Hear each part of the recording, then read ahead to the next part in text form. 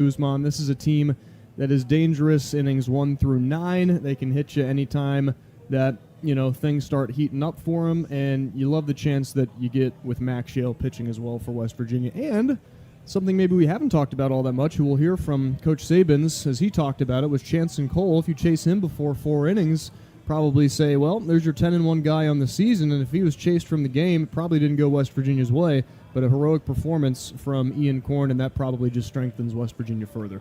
Yeah, I mean, it's going to be such a good day, and what I think really is going to help West Virginia is the amount of West Virginia fans here in Omaha. It feels like a home game. You're going to have 24,000 plus here. You're going to have really two good fan bases, but the fans are behind the guys. They know that. Completely calm out there.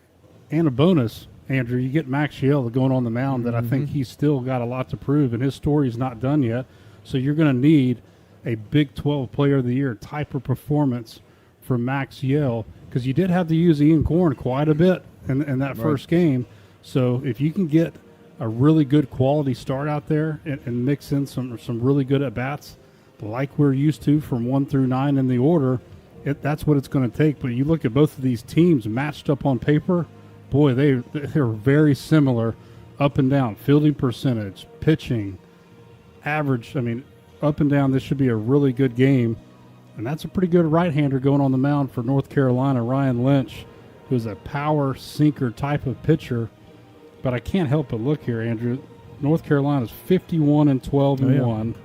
Ryan Lynch is 5-4. So a third of the losses have come when this guy's on the mound. So whatever advantages you can take, you're going to have to get those runs because they're going to come at a premium today. Well, let's break down the pitching a little bit, because you are the pitching guy, after all, wanting to get out there during the regional against Kentucky, and I don't fault you for that. It was that type of atmosphere. It's been a really special season for West Virginia, and a large part of that is because of West Virginia's starting pitching.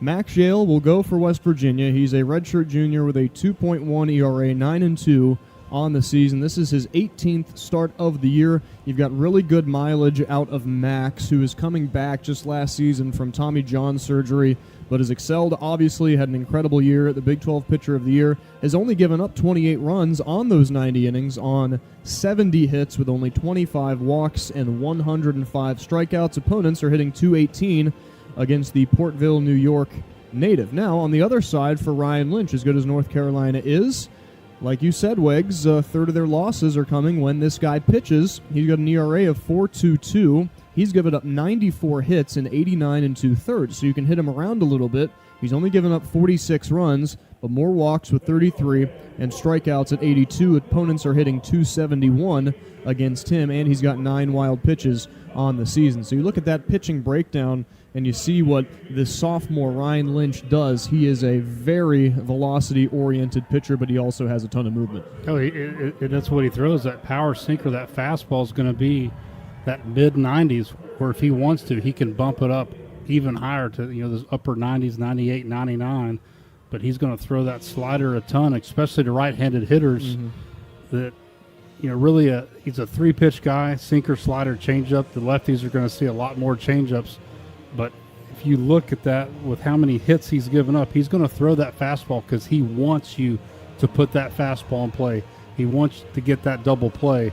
So as a hitting approach, you got to see the ball up and try to get it in the air. When you try to get it in the air, you're going to be able to shoot the gaps. But when you have a chance to take those runs, you get a lead guy on second base with no outs, you're going to have to be able to play a little small ball throughout this game and really, get those runs across when you need to, because these two pitchers, man, you just look at it on paper and it's got to be a good game, right? Our pregame coverage of Mountaineer Baseball is brought to us by Bowling Insurance Services, West Virginia's insurance agent. For what it's worth, West Virginia does have 4 left-handed bats in the lineup in Armani Guzman, Paul Schoenfeld, Matt Einish, and Ben Lumsden going against Ryan Lynch here. But something to stand out a little bit, because it's kind of undeniable at this point.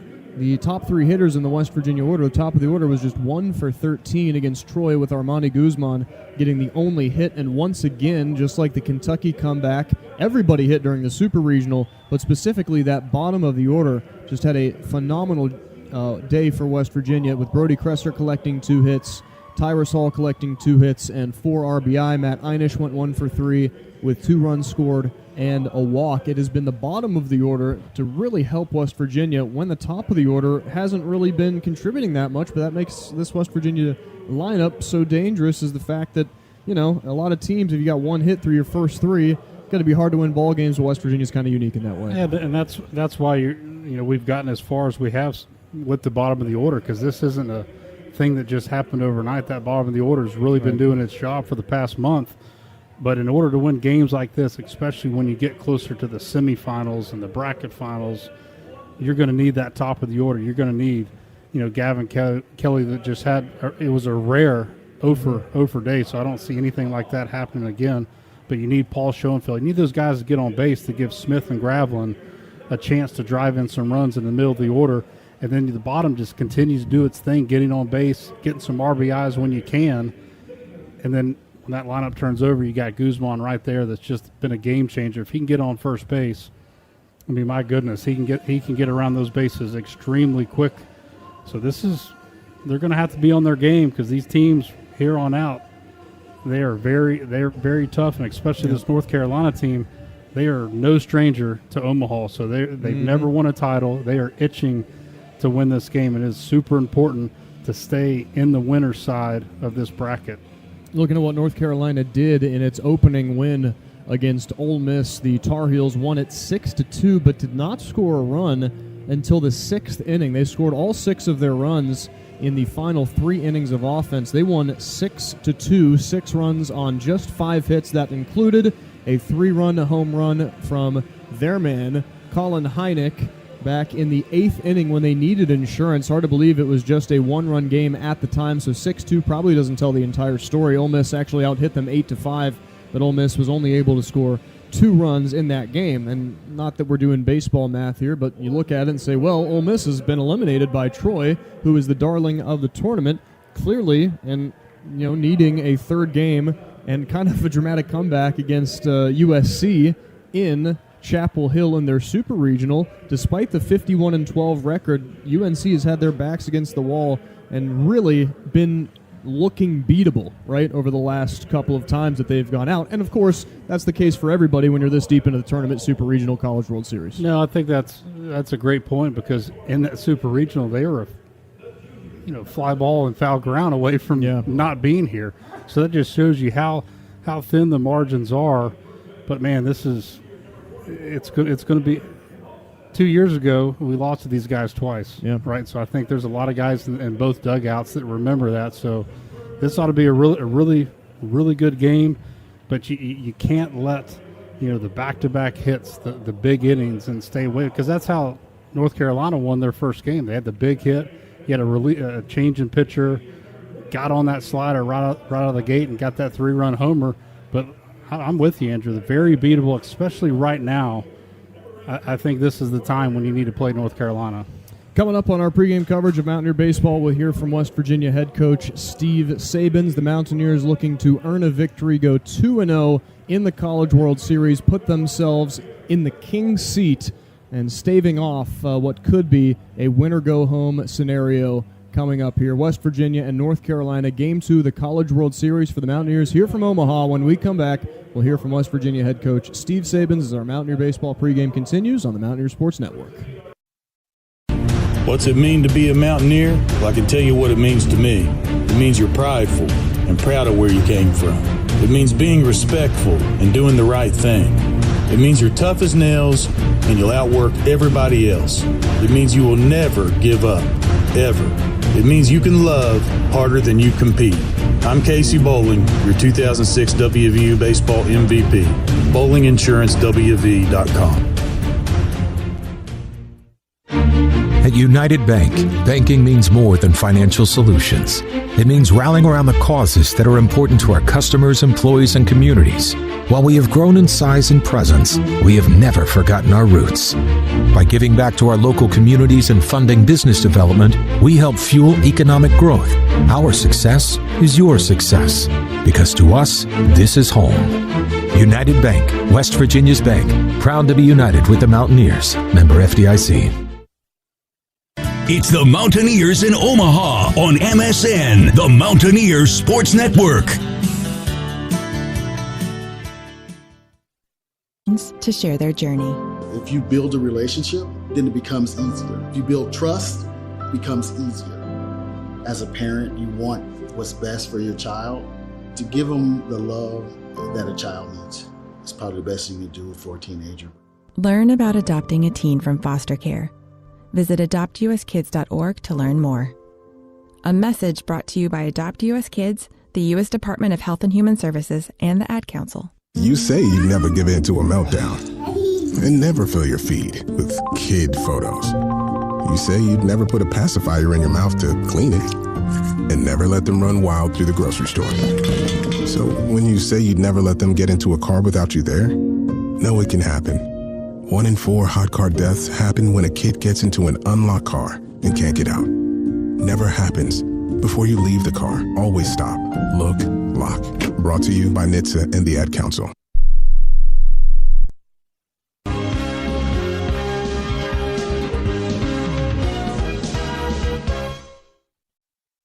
It's the Mountaineers on deck. Time now to hear from WVU skipper Steve Sabins. With the coach, here's Andrew Caridi. Coach, obviously you said this is a players' team deep into the season. It is, and just grading your guys' performance against a really good team in Troy. They obviously got it done their last time out, but just the comfort, the coolness, and the able to operate and execute, right? That was what stood out the most, maybe? Yeah, it's awesome. And you kind of expect it at this point because it's what they've done, and there's good games and bad games and everything in between. But they've just handled themselves like pros all the way. And you probably don't get to this level, and most of these teams don't get to this level unless they're capable of doing that for the most part, right? There's hiccups along the way, but like when you have dudes out there, they're playing high-level baseball. It's the best players in the world. You use 3 pitchers, virtually 2 of them, though, and that's kind of different than maybe in the past where you're just relying and hoping and, just kind of putting guys in places. Maybe they can succeed, maybe they can't. So in terms of like pitching depth and the just variety that you have to choose from, what sort of advantage does that give you? Yeah, we have veteran, experienced guys, and we have a lot of depth, and that's probably one of the tougher parts of my job right now is the pitching matchups and deciding who to go in the game. We didn't have much of a choice yesterday. If you would have said that Chance and Cole, didn't get out of the 4th, you probably wouldn't have guessed that we won the game. He's been so good for us. So to be able to have Chance and to be able to, for him to get hit more than he's been hit all year, and then to win a game in the College World Series is pretty miraculous. It just shows you how good Ian Corn was out of the bullpen. Scout on the Tar Heels, anything familiar in what they, showed us a couple of years ago? What are they looking like this year? Really athletic, really talented. Their pitchers are good. They work a little bit more east and west, so it's like runners and sinkers and sliders off the plate, so they make you make decisions on that, east and west, not so much ride fastballs up and breaking balls down. So you really have to stick to your approach and be very disciplined because they have power stuff. It's 94 to 99, and so you have to look for specific pitches in specific areas and make sure you don't miss it when it shows up. Last thing for you, bottom of the order has been consistently just doing awesome things for you guys. Expecting the same from them? Are they at their peak? You think that's infectious? Yep, they've been great. They're just super talented guys, and the order is kind of what it is at this point and how it's shaken out just because of comfort level and winning, and that's kind of where we're at. But I think those guys are just about as good as anybody. Coach, we appreciate it. Yep, thank you. First pitch coming up on the Mountaineers Sports Network. Back, class of 2011. Most likely to be a millionaire, didn't quite make it. Hey, reunion's not over yet. Over here, millionaire, smile. Make room, people. Who is that? Congratulations to our very own Millionaire for Life! Never too late, man. You could win up to $1 million every year with Millionaire for Life. Play in store or online today. West Virginia Lottery. 18 plus to play. Play responsibly. If asthma or COPD is slowing you down, take control of your lungs. The WVU Medicine Obstructive Lung Disease Program takes a proactive approach with advanced testing, personalized treatment plans, and board-certified specialists focused on keeping you out of the hospital and helping you live life fully. From innovative diagnostics to cutting-edge therapies, we help you breathe better every day. Call 855-WVU-CARE or visit WVUmedicine.org. It's the Mountaineers in Omaha on MSN, the Mountaineers Sports Network.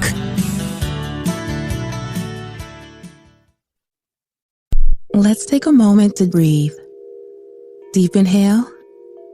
Extend your spine. Remain focused on what you're doing. If safe to do so, exhale slowly, leaning to one side. Inhale back to center. If safe to do so, exhale slowly to the opposite side.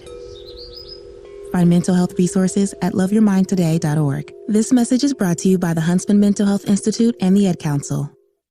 Put your phone on D&D, that means do not disturb when you're driving. And when you're going from point A to B, I need you to stay safe, please, so always sing with me. So put your phone on D&D, that means do not disturb when you're driving. And when you're going from point A to B, I need you to stay safe, please, so always remember this beat. Don't drive distracted. A message brought to you by the National Highway Traffic Safety Administration, Project Yellow Light, and the Ad Council.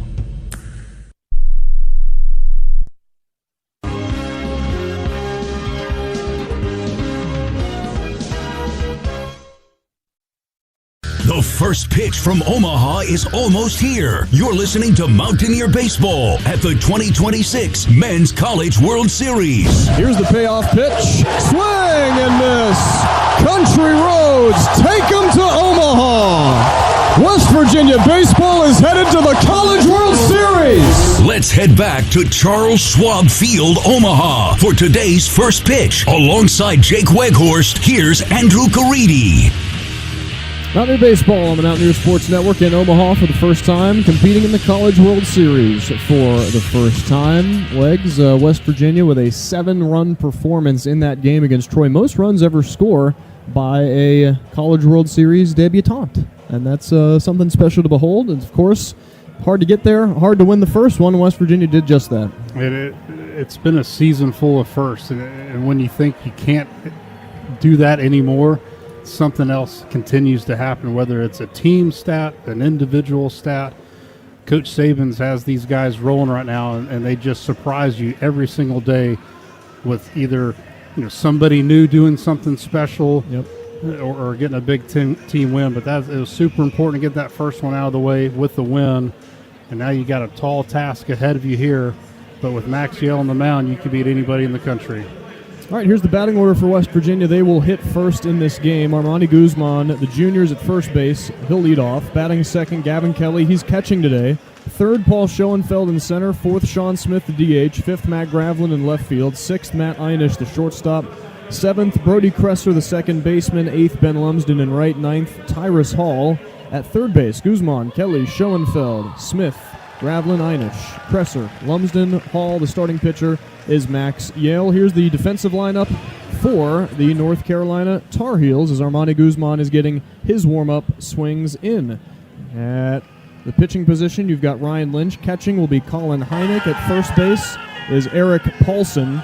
Second base, Gavin Gallagher. Third base, Cooper Nicholson. The shortstop is Jake Schaffner. In the outfield, Tyler Howe in left. Center field, Owen Hall. And in right field, Carter French. West Virginia fans have emerged in Game 1 against Troy. A lot of North Carolina fans here as well. And Legs, like you said before, it's I don't know if you're the first one to say it, but one West Virginia fan worth 10 others. Yeah, the fans are here. You're going to have a great crowd, and also North Carolina's going to have a good one too. So it's going to be a really good battle and matchup. The thing here is we're watching Lynch get his warm-up tosses in. How about these shadows? Yeah. Right now, so the entire batter's box and a little bit further, probably about 8 feet, is completely in the shade, and the pitcher is directly in the sun with a part of the lights that's shading down right on him. This is going to be a very interesting, especially for a hitter's perspective of seeing that arm slot come from the sun into the shade. So this early part of the game, you're really going to have to handle the baseball and take runs when you can. Ryan Lynch is a 6'4 sophomore from Morristown, New Jersey. As a freshman, he was named a freshman second-team All-America by D1 Baseball and Baseball America. Started 3 games and 27 appearances. So heading into this year with a bunch of promise, and for the most part, has had ups, he's had downs.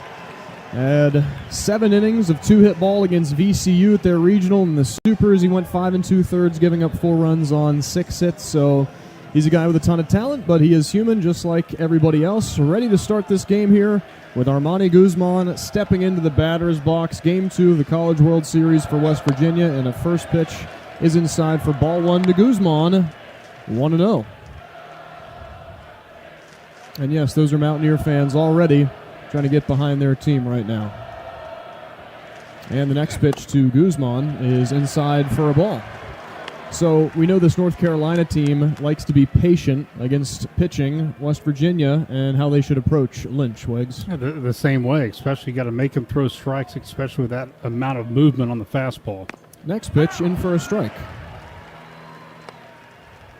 And this is velocity that West Virginia doesn't see regularly, that's for sure, but, you know, nowadays in college baseball, that 97, 98 isn't too out of the ordinary. Next pitch, Guzman fouls it off, and the count even to 2-2. The thing with North Carolina, their pitching staff is loaded with velocity, so no matter if it's Lynch or a few guys out of the bullpen, it's going to be 95 all day long. 2 balls, 2 strikes to Guzman. Lynch, a right-handed pitcher against the left-handed hitting Armani. The pitch is high and away. 3 balls and 2 strikes. Guzman got on base to begin the game against the Trojans a couple of days ago on Friday. And we'll try and get on base here to give Gavin Kelly an opportunity to hit with a runner on. Lynch the windup in the 3-2. Outside ball 4, and Armani Guzman has got on base with a quality at-bat. With 6 consecutive fastballs there. Fouled off a couple of good ones, but you can see Lynch hasn't quite found his groove yet with the fastball. These right-handers, Andrew, that amount of run, they're going to have to hold their ground in that box and try to draw some hit-by pitches today. All right, Gavin Kelly looking for his first hit of the College World Series. Went 0 in the game against Troy that the Mountaineers won 7-5. Gavin Kelly leads college baseball in the amount of barrels this year. Here's the first pitch to Gavin, and that'll get inside, ball 1 to Kelly. Lynch this season, that's just his 34th walk of the year. That walk brought to us by Critter Control of Morgantown, and command is sort of, wayward sometimes. Guzman with 39 bags. Here's the pitch. Breaking pitch in for a strike. How about that? Setting the school single-season record with a steal home in Omaha. First time in over 26 years. It's going to be a Mountaineer trivia question for a long time. Yeah. And people should get it right when they're asked. How could you forget it? Because he was the same guy who walked off Kentucky to win the regional. 1-1 to Gavin. That's another strike, 1-2. Gavin's hitting .377 on the year with 17 home runs in a single season, 3rd most in West Virginia history. Haven't really talked about that all that much just because he's such a dynamic player. Guzman on first. Haven't seen a pick off that direction. Lynch, 1-2. Kelly, ground ball right side. Here's the scoop, the hold, the throw to first, and because of Guzman's speed, it's a productive out for Kelly instead of a double play. Well, that's typically a double play turn, easy for an infield. Nice job of Guzman getting that really good secondary lead, able to move up. Almost as good as a sack bunt right there. Now you got a runner in scoring position. Paul Schoenfeld also hitless in the game, the win against Troy, who stays alive beating Ole Miss with a 12-8 win just a couple of minutes, or I guess an hour or so before the start of this one. So up steps Schoenfeld. Guzman on second, the pitch. Strike. Ryan Lynch seems to be finding his feel now. Oh, he went to that slider a couple of times on Kelly. Now he's back to the fastball with a little bit more control. Schoenfeld batting .336 this year. Guzman with a measured lead, nothing too far. Pitch from Lynch, high and away. And it's 1-1. But you do love that Guzman is on base, earning that walk. That was Guzman's 36th of the season, just to give Lynch something to think about and get that cortisol a little higher than having just the bases empty. 1 out, Guzman on second. 1-1 to Schoenfeld. Outside, 2-1. Shout out to the audio people here and providing us a very nice crowd feed. We can hear the ump say that's outside. That's pretty cool. Hitters count to Schoenfeld. And the 2-1 from Lynch. Fouled off left side. And that gets into the sweet level. And the count even now. 2-2 to Paul Schoenfeld. 19 doubles, ranks second on the team. It's a tie for first in those extra base hits with Guzman and Kelly. Schoenfeld 50 runs batted in on the season. 51 would be awesome here in the first inning. 1 out, Guzman on second. 2-2 to Paul. Schoenfeld swings and misses. There's the off-speed pitch and the first strikeout of the game for Ryan Lynch. Yeah, pretty good breaking ball right there to Schoenfeld. Kind of kept the baseball low. Hey, boy, Guzman's getting a very big secondary lead out there. You got to think if he gets that lead again, he's going to take third. 2 outs here for West Virginia in the first. Guzman takes his lead off. Sean Smith, who homered in Omaha in his second at-bat of the game against Troy, will step up. And the pitch, Smith pops it up, which should be foul. Maybe. Catcher underneath it. I take that back, and it's going to drop in front of him. It's a foul ball. That was a sky-high pop-up, staying inside the batting circle the entire way. Catcher Colin Heineck for North Carolina tracked it, and then it just ended up falling behind him. Wind, I guess, maybe swirling a little bit, but that was also a towering, skyscraping pop-up. Heineck just lost it. That is what you call straight up the elevator shaft, and that's about as high as you can get on a catcher pop-up. Just a little bit too much movement. When that baseball gets kind of above the grandstands, that wind can do really crazy things. All right, 0-1 count to Smith. Guzman on second, advanced there on a ground ball from Kelly, and then got on first initially with a walk. Guzman takes a jump, dancing around a little bit. The pitch, he's going to go. It's fouled straight back, 0-2. And Guzman heads back to second base. Sean Smith. He had that base stolen right there. Yes, he did. They were just giving it to him, really not holding the runner at all at second base. Sean Smith has 7 hits in his last 4 games. He has been swinging the bat well really ever since that Big 12 tournament in late May. 0-2 outside. Big grunt from Lynch. Missed outside. 1 ball and 2 strikes. Mountaineers have a runner in scoring position here in the first. And you've seen Lynch now come up on about 20 pitches in his first inning. Guzman less of an aggressive lead as the righty gets ready. 1-2 pitch. Smith ground ball second base.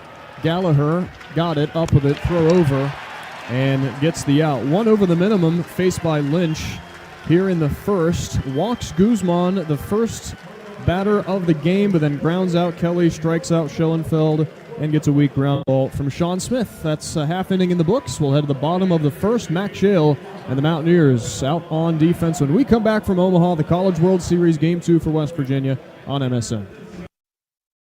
We asked parents who adopted teens to share their journey. When I met both of them, it was like my missing pieces were found. Like it was just like an instant, these are my kids. If you're considering adopting a teen, just do it. Kids need families. I don't care the age. Everybody deserves a family. Learn about adopting a teen from foster care. Visit adoptuskids.org to learn more. A message brought to you by Adopt US Kids, the U.S. Department of Health and Human Services, and the Ad Council. My name is Teresa Barber. I was in the United States Navy, and I served overseas in the Middle East and Africa. Early on in my career, I had a commander that taught our suicide prevention training, and the very next day, he took his own life. 90% of suicide attempts involving a gun are fatal. My way of continuing my service is to help protect my community by being a responsible gun owner and by storing firearms safely. Store all your guns securely. Help stop suicide. Brought to you by End Family Fire and the Ad Council.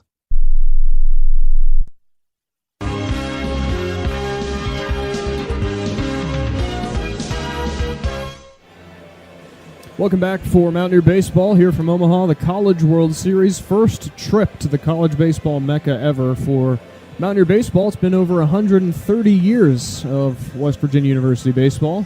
Alongside Jake Wakehorst, Andrew Creedy. When you're talking about the first couple sports that were ever played at WVU, America's pastime, it's right up there actually earlier than football. So pretty cool to see. Max Shale will be the starting pitcher for West Virginia, Big 12 Pitcher of the Year. And I like his quote, and he was reached for media availability, and Coach Sabins defers to this as well. Like, we ask him, have you ever taken a second to kind of think about what you guys have accomplished this season? And the consistent answer is like, well, we can't do that yet because we're still writing the thing, right? Yeah. The story's still being written. And maybe in a couple weeks from now, like the season will be over, win or loss, a national champion will be crowned, whether it's West Virginia or not.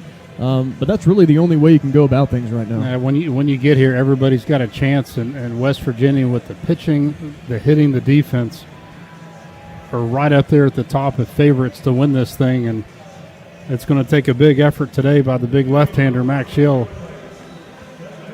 All right, here's the batting order for North Carolina. Jake Schaffner leads off, followed by Gavin Gallagher, Owen Hall, Macon Winslow in the 4 spot, 5th Eric Paulson, 6th Cooper Nicholson, Tyler Howe, 7th Colin Heineck, 8th, and Carter French 9th. Good bit of left-handed hitters on this North Carolina team. It's actually left, right the entire way through the order, back and forth. And a first pitch outside from Yale, 1-0 on Schaffner, a .353 hitter for this North Carolina team. He's got 19 doubles and 25 steals on the year, so a dynamic player and a lefty bat. Third base, Hall plays in a little bit. Next pitch from Max is a strike high and in. That on-base percentage, .466 for Schaffner, 41 walks, 17 hit by pitches to only 29 strikeouts. So want to take care of this guy first if possible. Next pitch, 1-1 fouled into the screen and in the seats actually over top of the screen, and Yale has gotten ahead 1-2. I think the skinny on this North Carolina team, super diligent. Maybe that's the reason why it takes them a second to get runs on the board. Of course, it took them 6 innings to score against their first opponent in the College World Series, Ole Miss. 1-2. Swing, drop, strike 3. That would have been it, but Gavin Kelly, West Virginia catcher, couldn't keep that in his glove. All of that to say, it is imperative for Max Shale to get an early count ahead, 0-1 or so. It's important to get this first inning. I think that the games we've seen him struggle a little bit, it's been tough for him to find that fastball in the first inning. All right, infield playing a little bit deep with 2 strikes, the 1-2, and that's away to catcher Kelly, and it's 2 balls and 2 strikes. This North Carolina lineup has 5 of their 9 hitters with double-digit home runs on the season. Gallagher, one of those in that middle of the order with really good power. Next pitch, 2-2, grounded up the middle. Second, past Kresser. It's a leadoff single for Carolina here in the first. It's a chopper up the middle, splitting the second baseman Kresser and shortstop Einish. That's just a really good piece of hitting right there, just trying to find the barrel to the baseball. But I like that Max is in the zone. The velocity's good. Now that he's got that fastball, he's really going to have to hit on the breaking ball. Yep. Like you said, Wags, that's just a nice hit. And actually in the replay we saw, it wasn't a drop strike 3 from Gavin Kelly. Actually, it hit the batter, but he swung, and then it deflected off of Gavin Kelly. Here's a first pitch inside to Gavin Gallagher, the junior, who's hitting .285. Saw him in Chapel Hill a couple years ago. 55 runs batted in on the season. Runner on first, nobody out. Yale will pick over to Armani Guzman, who's playing first there for West Virginia. As we are scoreless in the first, our first inning of Mountaineer Baseball brought to us by O'Connor Contracting. Trust the team that gets the job done right, O'Connor Contracting. 1-0. Bouncer to third. Hall got it. Throw to second. 1. Throw on to first. Not in time, but you get the lead runner. And Schaffner retired. Gallagher will reach on a fielder's choice on an arcing bouncer to West Virginia third baseman Tyrus Hall.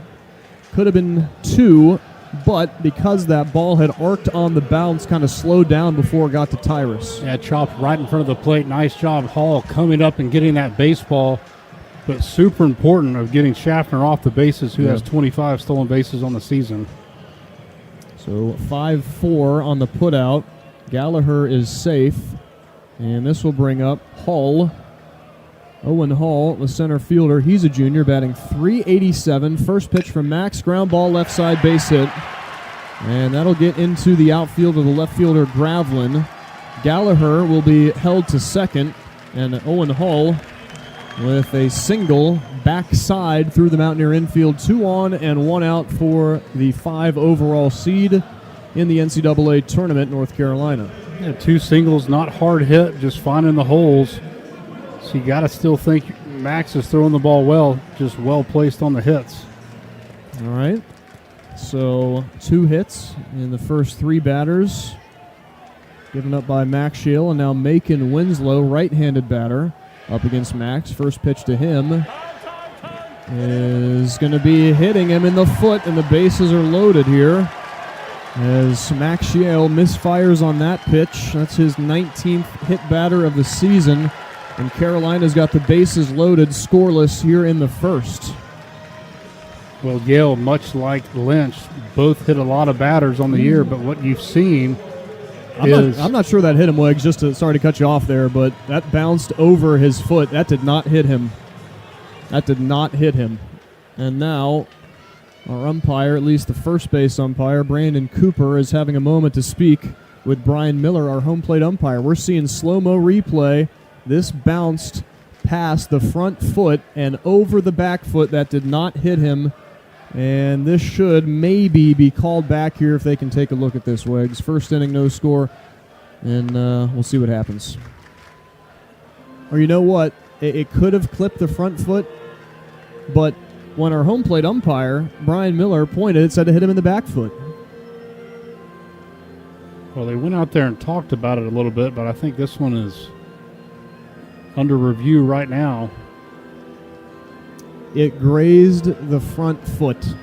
You could see it bend that toe. Batter was hit by the pitch. West Virginia has 1 challenge remaining. Yep, and West Virginia challenged it, and they will be costed a challenge right here. So it hit the foot, but not the foot that we thought. Just barely grazed it. Now you got the bases loaded. Still got 1 out.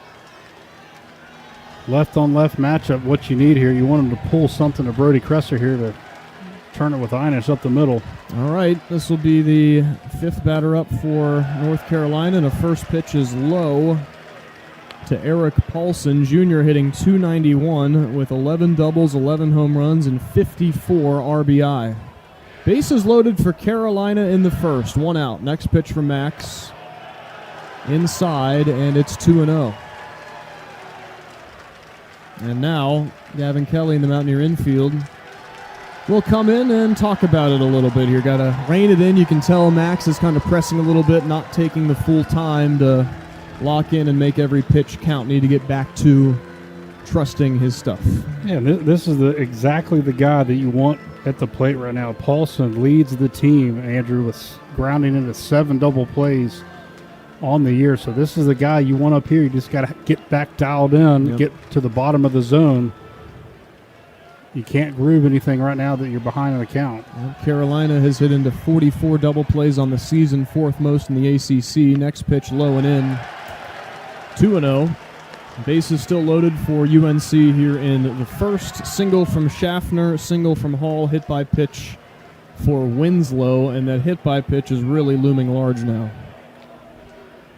2-0. And that apparently grazed him, and that is going to walk in a run for UNC here in the first. They'll take the 1-0 lead. Free pass brings in the run. Yeah, I think there was already a 2-0 count. So now, to avoid that really big inning that you don't want to see in any number 1, you got to get back in the zone. All right, 1 out, bases still loaded. Gallagher comes around to score. Hall, Winslow, and Paulson, 3rd, 2nd, and 1st now. First pitch, and that's in for a strike to Nicholson. Thank you for the eyes there, Wiggs. I was looking at the scoreboard, saw the 2-0 count, and then the guy started taking his equipment off. So it's 1-0. Infield is shifted to the left side for the right-handed hitting Nicholson. Next pitch, swing and miss, 0-2. If you can keep it at 1 or even 2, a small victory. It took North Carolina very late to score the first run of the game against Ole Miss just 2 days ago. 0-2. Ground ball hit at Max. Chopper, he got it and is going to flip it to first. Run scores. 2 outs. 2-0. That's a weirdly hit ball. Bounced to the interior of the first base side that Max had to kind of just reach out and lurch for. There was no double play to be made because it was kind of like a swinging bunt in a way. Scoring is Hull, 2-0. Nicholson out at first. Runners on second and third with 2 outs now. Yeah, that's the best play. You never want to force anything, especially this early. You need to get outs and get out of this inning. Tyler Howe, a freshman, the lone freshman in this lineup for UNC, hits it well to left field, and that's up in the air. Going back, Gravlin, a step inside the track. He'll make the catch and get the third out of the first inning here for the Mountaineer defense. Not the way that you drew it up, but it's only 2 runs for North Carolina. A walk brings in 1, and a ground out brings in another. Scoring Gallagher and Hall. Yale faces 7 of the 9 batters in the first inning after 1 complete. It's 2-0 UNC. We'll go to the second inning on the Mountaineer Sports Network. What's it mean to be a Mountaineer? Well, I can tell you what it means to me. It means you're prideful and proud of where you came from. It means being respectful and doing the right thing. It means you're tough as nails and you'll outwork everybody else. It means you will never give up, ever. It means you can love harder than you compete. I'm Casey Bowling, your 2006 WVU Baseball MVP. BowlingInsuranceWV.com. Every athlete wants an edge. At BioPrecision, we use advanced biomechanics analysis and personalized performance strategies to help baseball players unlock their full potential. From pitching and hitting evaluations to recruiting readiness and performance optimization, our science-driven approach helps athletes train smarter, move better, and compete at the next level. Located at the WVU Baseball Biomechanics and Performance Center. Learn more at bioprecision.com. BioPrecision, where data meets performance. Mountaineer Baseball at the 2026 Men's College World Series is presented by Bowling Insurance Services, West Virginia's insurance agent. Now back to Andrew Caridi with all the play-by-play action. Second inning of Mountaineer Baseball brought to us by Dairy Queen, where every game day tastes a little sweeter, and also brought to us by Grant County Mulch, the leading bulk mulch supplier in the country and proudly the official bulk mulch supplier for WVU Athletics. 2-0 North Carolina, as Max Yale struggles with command early in the first, but when you got the bases loaded and 1 out, it could certainly be worse than 2-0, and old adage of probably going to take more than 2 runs to win a game. So yeah, he's got to get back in a groove. Yep, right. He's got to find the breaking ball. The fastball looks good, but like you said, 2 runs is a lot better than giving up a 4 spot. Here's the first pitch to the leadoff hitter. Blooper to right by Gravlin. That's going back in the corner. Fair ball caught by the right fielder French as Matt Gravlin goes opposite field, takes one high and deep backside about 313 feet towards the corner. That chased down well by right fielder Carter French. And there's 1 gone for West Virginia in the second. He gave it a pretty good lick right there, but when you have 18-plus inches of horizontal break, it's very hard to square that baseball up. Here's Matt Einish, and that seemingly grazed his pants. Not a hit by pitch, though, just a ball 1. Ryan Lynch is the starting pitcher for North Carolina. He's had a couple of gems this year. And the next pitch inside. Well, quickly figuring out how they want to pitch to Matt Einish. 2-0 count, and that rides in near the pants. First offerings. Matt Einish got his 1-for-3 effort against Troy. That's a pitch in for a strike. Got on base with a single along with Brody Kresser in that 8th inning. Moved to second and third, a sac bunt from Ben Lumsden, and then Tyrosol drove him in. 2-1. Einish into the air left field. Sun in the eyes of Howe. He's called off by the shortstop. Schaffner gets under it, makes the catch. And quickly 2 outs here for West Virginia in the second. Got to slow that tempo down of Lynch. Got to make him start thinking a little bit. But what you don't want, especially after giving up 2 runs, is have a quick inning and throw Max right back out there. Max Yale in the game for West Virginia only threw 18 pitches despite facing 7 hitters in that first inning. And the first pitch comes way inside to Iowa native Brody Kresser. Count moves to 1-0. If Gravelin didn't swing at that first pitch that he saw, Lynch is missing on these first offerings to West Virginia hitters. Next pitch is low, 2-0. Tar Heels lead the game 2-0. Here in Omaha, College World Series, win this game and you're in the king seat of your side of the bracket. Only team eliminated so far in this tournament, Ole Miss, 2-0, high 3-0 to Brody Kresser. Sun is in the eyes of Lynch.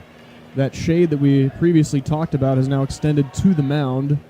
3-0, strike, 3-1.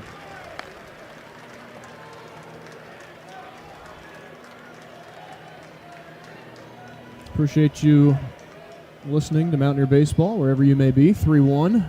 Kresser, chopper, hit to second. Gallagher on the bounce, got it. Quick throw first. A 1-2-3 inning by Ryan Lynch takes care of Gravelin, Einish, and Kresser with relative ease. He has faced 1 over the minimum.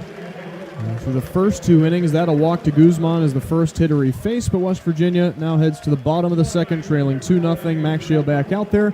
We're back after this on the Mountaineer Sports Network from Omaha. This message is for Shauna, my mom, who just finished her high school diploma. I wanted to say I'm so proud of you for finishing school. You taught me it's never too late to achieve your dreams. I hope to make you as proud as you have made me. When you graduate, they graduate. Finish your high school diploma for you and for them. Visit finishyourdiploma.org to find free and supportive adult education centers near you. Brought to you by the Dollar General Literacy Foundation and the Ad Council. Don't act like that. Don't wear that. Don't think that.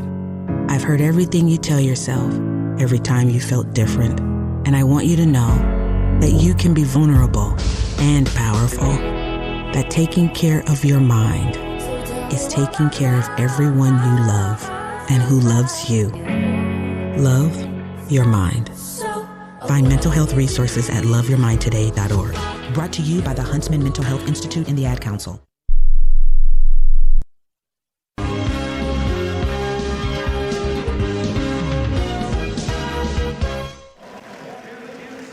Welcome back to Charles Schwab Field in Omaha, Nebraska for the Men's College World Series. Mountaineer Baseball brought to us by Bowling Insurance Services, West Virginia's insurance agent, and by Swill Dog. Let's Go by Swill Dog is bourbon that's ready for every game day, available at West Virginia retailers and swilldog.com.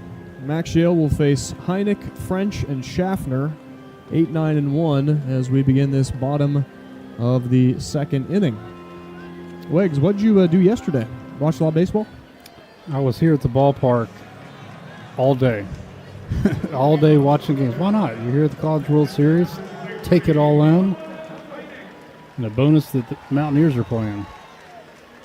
All right, first pitch from Yale is in for a strike to Heineck, the hero of the game against Ole Miss for North Carolina. Had that 3-run home run.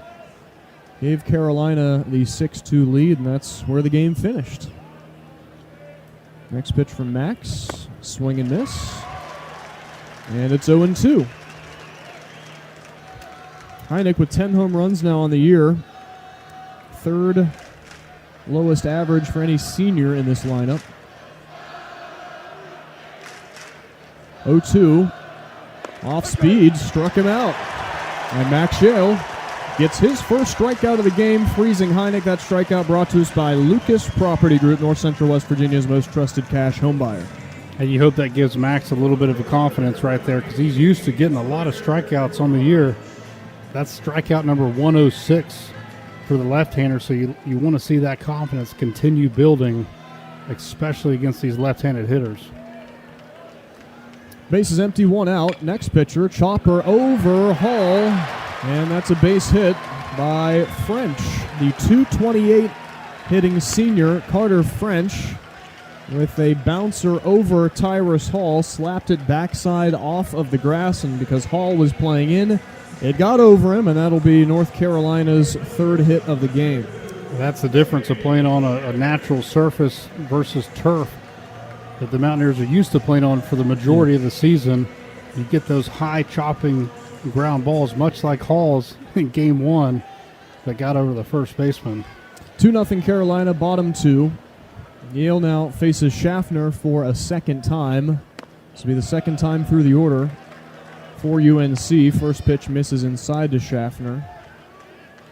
1 on and 1 out for the Heels. 1-0 from Yale. Strike, high fastball is called in the zone. Runner French, 5 stolen bases on the season, not much of a runner. When you look at burners in this lineup for North Carolina, it's really just Schaffner and then Owen Hall. Pickoff move over to first there. Schaffner's got 25, Hall's got 17. It's that speed around that middle of the order, that power, 4 through 6. 1-1. Hit well to center field, but directly at Schoenfeld, who now is on a run back to make the catch.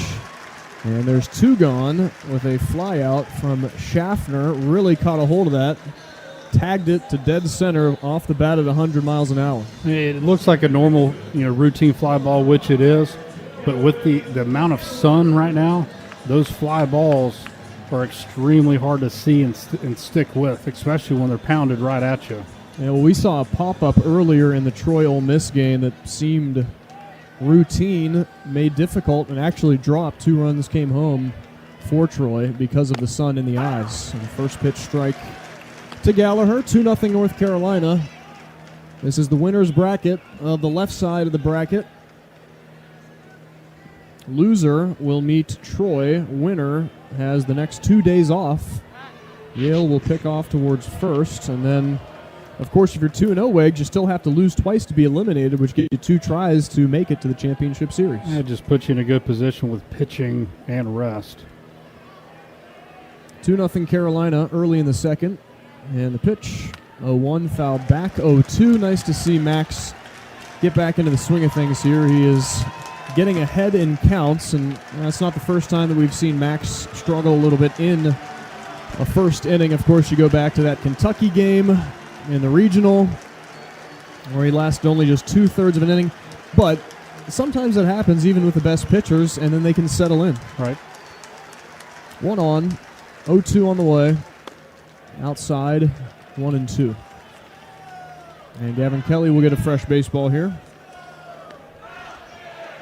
So you were in person to watch the complete game from Georgia's Joey Volchko. It was very impressive, especially a pitching guy watching that kind of a performance on this stage. Yes, struck out 15. 1-2, swing and miss. Max Yale faces 1 over the minimum and strikes out Gallagher to keep it 2-0. He gets in the swing of things here for the Mountaineers, and let's hope West Virginia's offense gets in the swing of things. 2 complete, North Carolina 2, West Virginia 0. We'll head to the third on the Mountaineer Sports Network. Virginia's Bank, we're honored to have been serving the people and communities of our beautiful state for over 185 years. And we are proud of the deep local roots and personal relationships we've built throughout the Mountain State. We've been here and will continue to be here because to us, this is home. Proud to be united with the Mountaineers. Bank with United.com. United Bank. Member FDIC. Feeling under the weather but don't want to leave home? With WVU Medicine Virtual Urgent Care, you can connect with a provider in minutes, right from your phone, tablet, or computer. From cold and flu symptoms to minor injuries and more. Expert care is just a click away. No waiting room, no commute. Available when you need it most, including evenings and weekends. Skip the trip and feel better faster. Visit wvumedicine.org/virtualuc. This is West Virginia University Baseball at the 2026 Men's College World Series, presented by BioPrecision, where baseball meets biomechanics. Here again, Andrew Caridi. Third inning of Mountaineer Baseball brought to us by the Whitehall Animal Clinic and Avid in Fairmont Advanced Veterinary Imaging and Diagnostics, Hometown Care, and Big League Technology. And Mountaineer Baseball in the postseason run brought to us by BioPrecision, those guys over at the Monongalia County Ballpark Baseball Complex, helping athletes unlock their full potential. Visit more at bioprecision.com. That's for athletes of all levels. Go bring your dog there. See if you can't get a little velocity on that fastball. Usually the dogs are the bad boys nowadays. Mm-hmm. Ben Lumsden will lead off here for West Virginia and takes a first pitch inside. Lumsden, Hall, and Guzman. Somebody's got to get that first hit. You got to get that 0 off the board. And you kind of need it now, don't you? 1-0. Lumsden rips one right field base hit. It's a single for Ben Lumsden. And Mr. Postseason for West Virginia singles to begin the third inning for the Mountaineers. Well, Lumsden's on a tear. You needed. We just said right the pitch before you needed a hit. I mean, that ball was smacked 110 off the bat. I mean, how about Lumsden in the postseason? It truly is incredible what that man has done in the regional, super regional, now here on the biggest stage. I think he's doing this because he has matured as a player and then also as a person, right? Larger than himself, and he has embraced that. That's the message from Coach Saban's. Mountaineers have a runner on here in the third as Tyrus Hall swings and misses at the first pitch, 0-1. Well, the Tyrus going to have to speed up that bat. That was by you. Yep, Hall with 10 RBI in his last 3 games. Next pitch, Hall rips it foul right side. Tyrus with a huge announcement of his presence at the College World Series. Drove in 4 runs for West Virginia, 4 of their 7 in the win against Troy. Ninth in the order, Lynch, the 0-2, high and in, and it's 1-2. Ben Lumsden is on first here for West Virginia.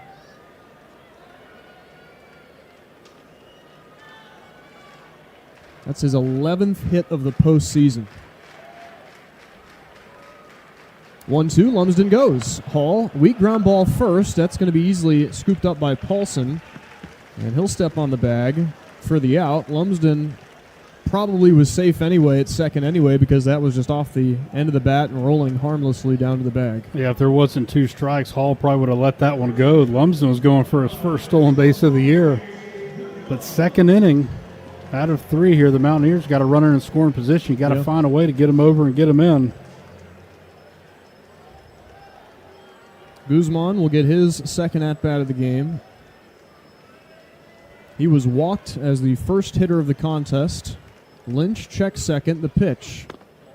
Breaker outside. Heard that from our home plate umpire, Brian Miller. First base is Brandon Cooper. Second base, Derek Malika. And third base, Jake Uhlenhop. Mountaineers in the gray uniforms. North Carolina in the whites with the Carolina blue sleeves and stripe down the pant legs. 1-0. Outside and up. 2-0. And you're hearing that voice, I think, as the pitch comes in. That is home plate umpire Brian Miller. Mountaineers down 2-0 in the third, 1 out. Lumsden on second.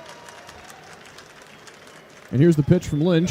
Guzman, hard hit ball up the middle. That gets through into the outfield. They're going to send Lumsden home, and he will score. It's a 2-1 game. Armani Guzman shoots a ground ball up the middle and drives in a run. We said it before the game. We need that bottom of the order to still continue to get on base, but you needed that top of the order to start picking these guys up. And Armani, that's the first step right there. Lumsden got the first hit. Now Armani gets that RBI. That's the start you need for this top half of the inning. It is a 2-1 game. West Virginia has answered, and you fall back to that base hit from Lumsden to begin this third inning. It's a 2-1 game in the third. Here's a pickoff move to Guzman with 1 out, and now you have to worry about him on the base paths. That is the 12th RBI of the postseason for Armani Guzman. And he's the tying run. Stepping in now, Gavin Kelly. No better time than now. Here's the pitch. Kelly rips one left field.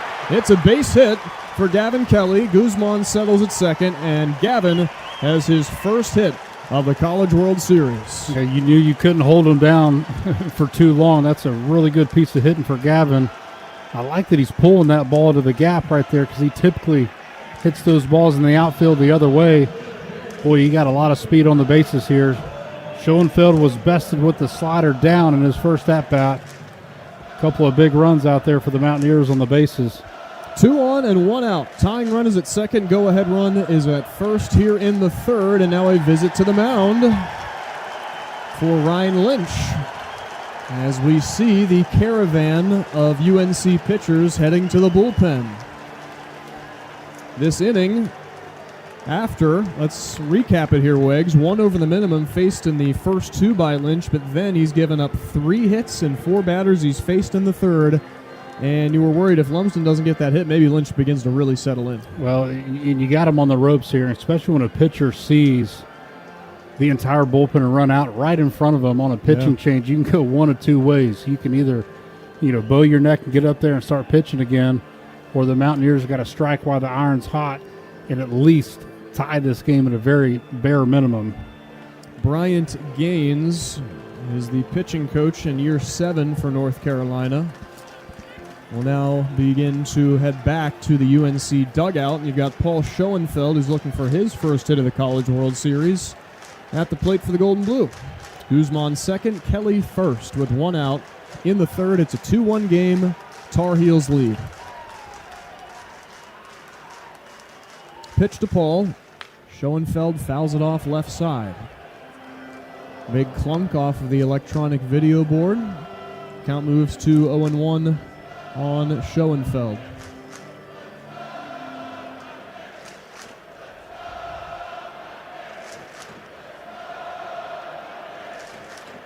Next pitch, inside, twitch, ball inside.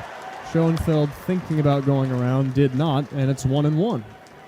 Schoenfeld's got 6 hits in his last 5 games. Massive series against Kentucky, 2 hits against Cal Poly. 2 on, 1 out. The 1-1. Outside. 2-1 now. Pitch count. Go ahead. You can see Lynch getting frustrated right there as he's getting that baseball back and kind of swatting the glove. But when you got Armani right behind you, I mean, he can really mess with you mentally on the mound. Right. 2-1. Lynch checks second. And the pitch, runners will go. Here's a throw down to third. Guzman safe. Kelly safe at second. And immediately third baseman Nicholson signaling for the review. They may have got Guzman there. Call on the field safe, but that was a great throw by Heineck and a good tag placed by Nicholson. Wasn't the best jump that Armani's had, but that was a great catch and throw by Heineck to Nicholson there at third base. And boy, Armani, man, slid right into the left foot of Nicholson at third base. Yeah, Guzman, I think, going to be out. The only thing is, did Guzman have that right hand past the blocking left foot to be safe? Because, to be fair, Wags, as it looked... Yeah, now that you look at it on that second look there, it almost, when Nicholson went down for the tag, he was almost tagging his own foot. Yes. Right? That allowed Armani's right hand to reach around and get that, backside of third base. The call on the field is safe. Might be a hard one to overturn. Yeah, so this will be a challenge initiated by North Carolina. You got an inside of the heel blocking the plate blocking the bag from the third baseman Nicholson. He blocks the left arm, the left hand of Guzman significantly. However, Armani was kind of off to the right side of third base, and the open hand, the right hand, got through onto the bag. So this really could go either way. We've made our opinions known on a lot of calls this season. This is truly a 50-50 right now because Guzman looked like he got the right hand in, but was the tag applied to the blocked hand first? Well, I think if you're at 50-50, the call's going to have to stand if it truly is a 50-50. But they are taking a look at this. West Virginia ran the double steal with Kelly and Guzman, so it could be second and third with one out, or just a runner on second with 2 outs and a 3-1 count to Schoenfeld in a 2-1 game that North Carolina leads in the third inning. This is a massive review here, Wags, and, going back to the psyche of Lynch, too, this could be 2 men in scoring position against him, and he's already given up 3 hits here in this inning. And all the while this is going on, it's given Walker McDuffie, a right-handed pitcher for North Carolina, to really warm up and get hot in case he does have to come to the game with runners in scoring position. I think you're onto something, though, Wags, because it looks like he tags his foot and then grazes the left arm of Guzman, but I'm keep going back to that right hand. It looks like he had it. Review. The call is going to be overturned. Oh, my the goodness. Out. North Carolina has I don't think so. So Guzman will be caught stealing at third, and Kelly will be on second with 2 outs and a 3-1 count to Schoenfeld.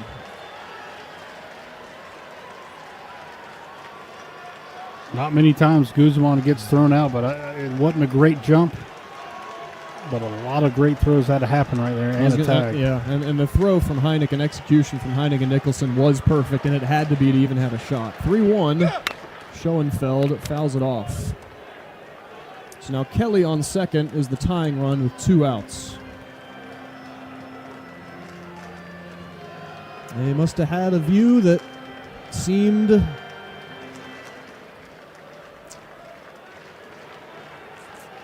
really have proof of it.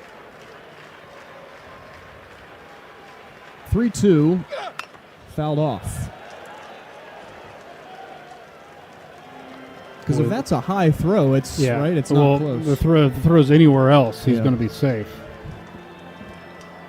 Still a 1-run game. Mountaineers still getting the RBI single from Guzman, scoring Lumsden. Count full on Schoenfeld. And the pitch, Schoenfeld fouls it off. That's a third pitch fouled off by Paul Schoenfeld. Continuing to work here, 2-1 game, Mountaineers down 1.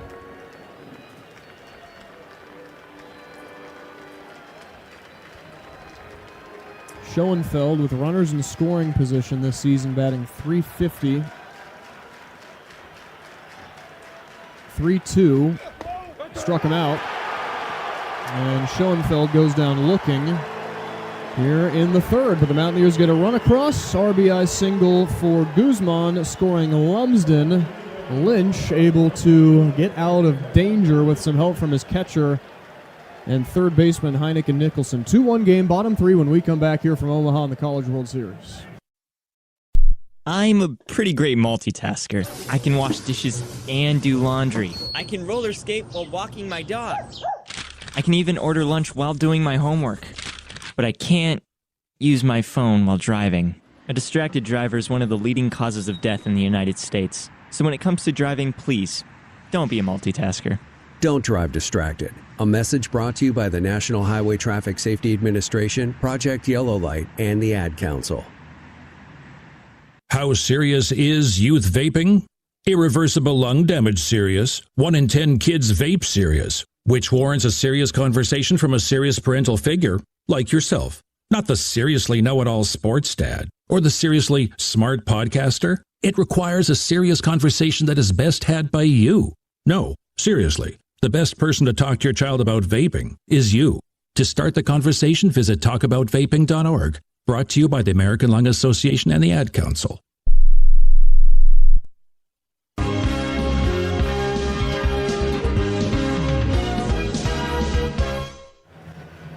Welcome back to Omaha in the Men's College World Series. Bottom of the third coming up. West Virginia with a productive third inning. They do get a run across. Probably would have liked to have more. I think West Virginia in the general consensus, not because we're on the Mountaineer Sports Network, but I think that is a bad call. Disagree with it. A lot of other people probably feel the same way, but that's in the past now, and West Virginia has made it a one-run game. Bottom of the third. Hull, Winslow, and Paulson will hit here against Max Shale. Yeah, the good thing is you've cut the lead to 2-1 here, so you got on the board, you got things rolling. You got that North Carolina coaching staff thinking about how they should use that pitching staff. McDuffie had to get up already once today, so there's a lot of good that came out of that inning. Now you need Max to go out there and continue throwing like he did in that bottom of the second. And so this leadoff hitter for the Tar Heels singled his first time up. First pitch slider away from Yale, and it's 1-0. So winner has time off until Wednesday, and they would meet the winner of whoever wins between the loser of this game and Troy. 1-0 from Max. Rounded foul, first base. We got Scott Forbes at first, head coach for UNC, or is he at third? He's always at third base. Okay. They look alike. They look exactly the same, actually.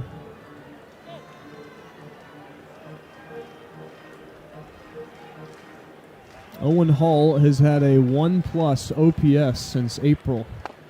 Next pitch is a strike, 1-2. Hall's the guy that you kind of have to worry about, Wegs. 387 average with 82 runs batted in and 24 doubles. Now, North Carolina's had some pretty good center fielders the past few years. Not bad. 1-2. Slapped foul into the seats. In North Carolina's game one, he had a nice backside home run, too. He is a dynamic hitter. Vance Honeycutt in center when we played him? Yes, he was. Had some really good center fielders, actually, in the last couple regionals and supers. 1-2.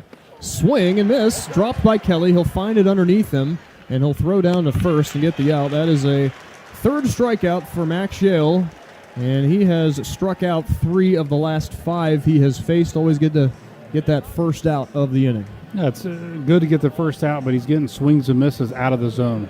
When you can establish that strike zone, which Max has got back in, now it's going to open up, the bottom part of those balls in the dirt or even the fastballs or sliders off the plate. A strikeout brought to us by Lucas Property Group, North Central West Virginia's most trusted cash home buyer. Here's Winslow, first pitch swing and miss. And sort of opposite of Lynch, let's hope that Max can get into a groove here when instead of giving up a hit against the first batter in the third, he can get a strikeout. And Max is completely in the sun right now like a square. Yeah, that is a look. 0-1 pitch. Strike, 0-2. Maybe he's solar powered because now he's really hitting the zone quite well. It is a rectangle that extends from the mound and then into right field. 0-2 count to Winslow. He was hit by that pitch his first time up. 0-2. Fouled off barely by Winslow, and that is into the on-deck circle. Paulson. It is a 2-1 game. North Carolina leads in this winner's bracket game 2. Not to sound ignorant here, but when I look out onto the completely packed Charles Schwab Field, I get Omaha now. 0-2, high, 1-2. It's one of those places, though, I think like you kind of need to be here to fully appreciate it. I would agree. I've seen a lot of these games on TV, but actually to be in the stands last night, it was incredible. Right? Glad I'm not the only one. 1 ball, 2 strikes, base is empty, and the pitch grounded over Max. Here's the bouncer, hit to Kresser. He's got it, and he throws in time for the out. That was bounced over the West Virginia pitcher, but the Mountaineers had the infield shifted to the left side, so your second baseman, Brody Kresser, makes no mistake with that easy play. 2 gone. I think you're seeing that Max's competitiveness kind of turned up a notch after that first inning, right? May have been a little bit of nerves, but now you're seeing that Max Yell we've seen for a long time this year.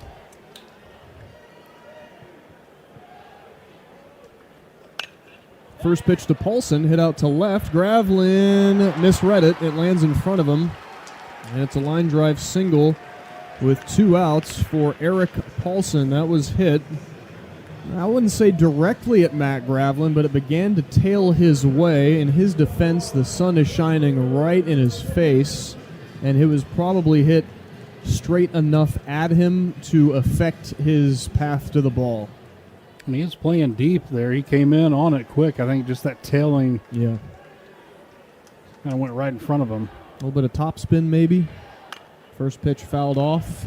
Boy, a lot of these hitters are going after that first pitch against Yale. which is kind of like, it's not totally UNC's identity this year, but of course, styles make matchups. Runner on first, 2 outs, 0-1. Just outside for a ball.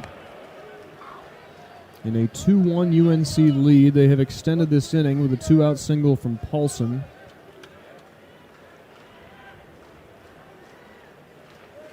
Next pitch, hit into the air.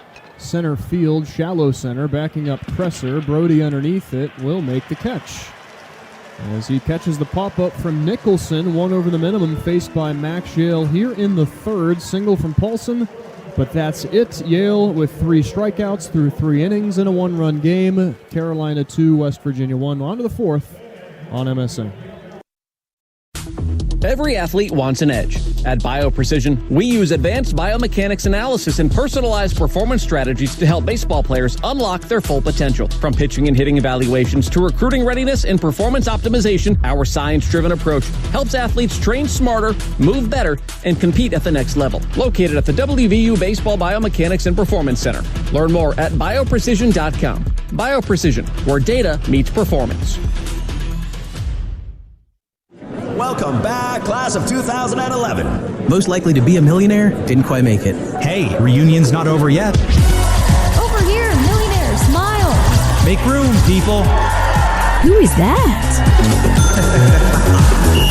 Congratulations to our very own Millionaire for Life. Never too late, man. You could win up to $1 million every year with Millionaire for Life. Play in store or online today. West Virginia Lottery. 18 plus to play. Play responsibly. You're listening to West Virginia Baseball at the 2026 Men's College World Series, presented by Bowling Insurance Services, West Virginia's insurance agent. Now back to Andrew Caridi for more Mountaineer Baseball.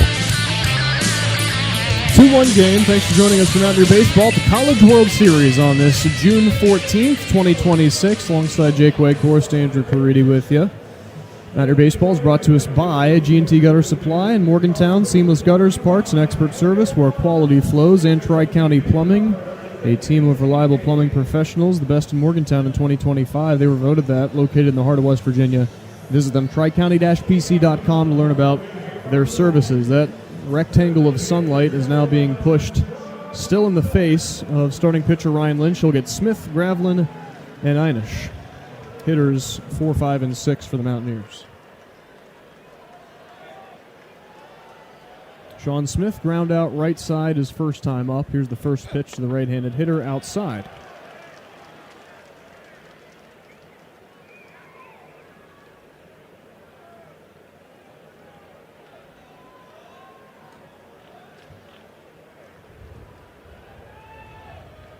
Here comes the 1-0 from Lynch. Smith hits it well but foul left side on a liner, about 8 feet foul, as he pulled that baseball over the third baseman Nicholson. Yep, out in front of that slider, expecting that fastball in that he's gotten a whole lot this past month. 50 pitches now for Lynch.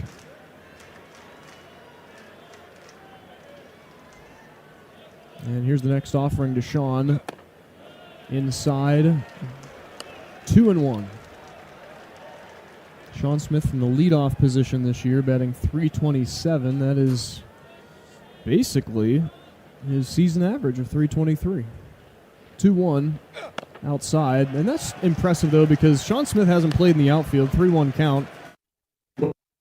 Feels like a couple months, so. And it wasn't a lot either. No, and so all he gets to do in the baseball game is get an at-bat about 4 times a game, and that's hard to do. 3-1, outside ball 4. That's a walk issued to Sean Smith. Second walk of the game by Lynch. Second time he's walked the leadoff hitter, and West Virginia has had the leadoff man on 3 of 4 innings so far. Smith is really good in that leadoff position. We saw that not that long ago, where he had multiple at-bats in the game where he had to lead off the inning and got on when he was really hot during the Big 12 tournament.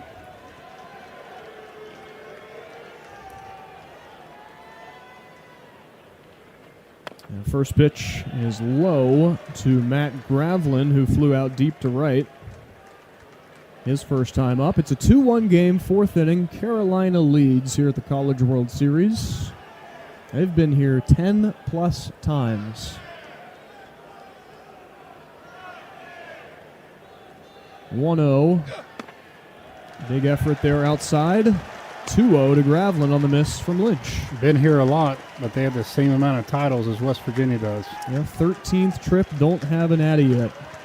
That's a testament to how hard it is to get here and then even harder to win it. 2-0. Strike to Gravelin, 2-1.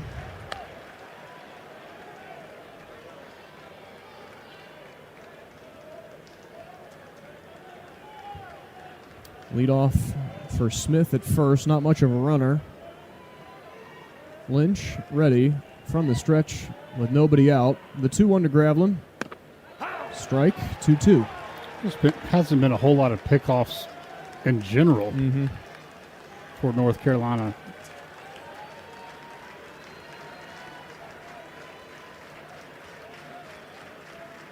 Two balls, two strikes. Tying run at first. Lynch comes home. Gravelin fouls it off. Big arcing bouncer into the Tar Heel dugout. Scott Forbes is the head coach for UNC. They're tied for the most College World Series berths since 2006 with 9 of them, tied with Florida in that span.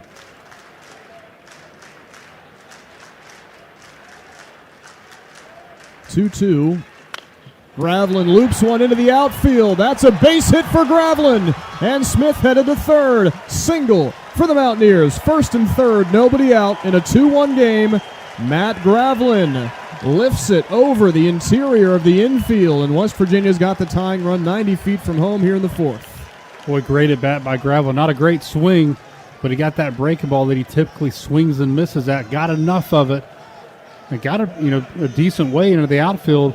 But really nice job for Smith going first to third there to give Matt Einish a chance to get this game tied up here. And Walker McDuffie, that right-hander, still out there in that Tar Heel bullpen waiting to come in.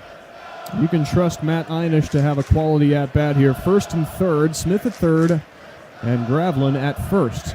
Heels lead at 2-1. First pitch to Einish. He'll hit a ground ball right side. Flipped to 2, thrown to 1, and a double play for North Carolina, but the run scores, and we are tied at 2. Well, you hate that he hit in a double play because typically Einish goes deep into those counts, goes after the first pitch, but you get a small consolation prize of getting that run across and tying the game up at 2. 4-6-3 executed by North Carolina, but you have tied the game at 2 with a ground out from Einish. Brody Kresser at the plate, the pitch. Kresser, bouncer, foul, third base. And I will take the blame for the quality at-bat compliment that I gave Einish right before. There's no superstitions in the booth. No. I had to learn that a couple of years ago. That's right. I'm glad you had the self-awareness when we were on Three Guys. Very honored to be on that program, by the way. Here's the 0-1 pitch. And that's a strike to Kresser. That you did acknowledge that, like, when we were losing games earlier on, you'd get into coach mode and you would just sit there mad and not say anything. Oh, yeah, and then you 100%. I had to get out of it. Learn skill just like anything else. 0-2. Outside to Kresser. Mountaineers have tied the game 2 apiece. It's not a bad place to be in the 4th inning, especially since Max Yale has seemed to, right? Yeah, Lynch, that's his 60th pitch on the day. 2 strikes to Brody. Lynch delivers. Off-speed breaking pitch, misses outside.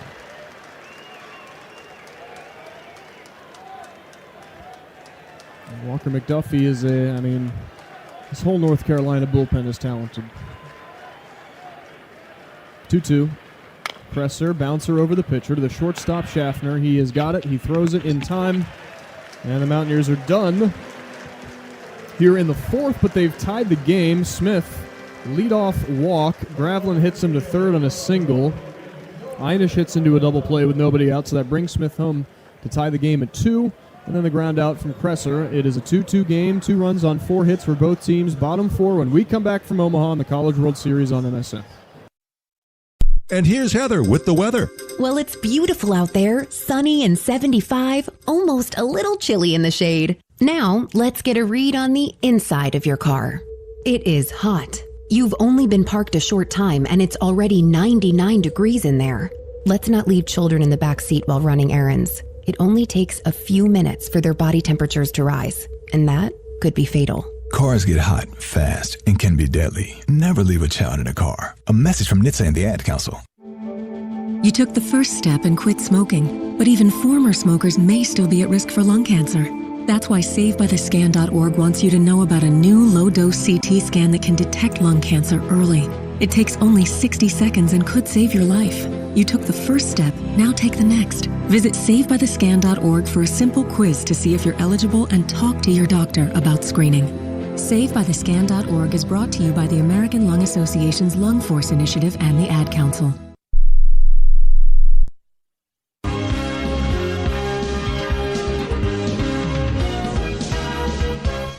Hey.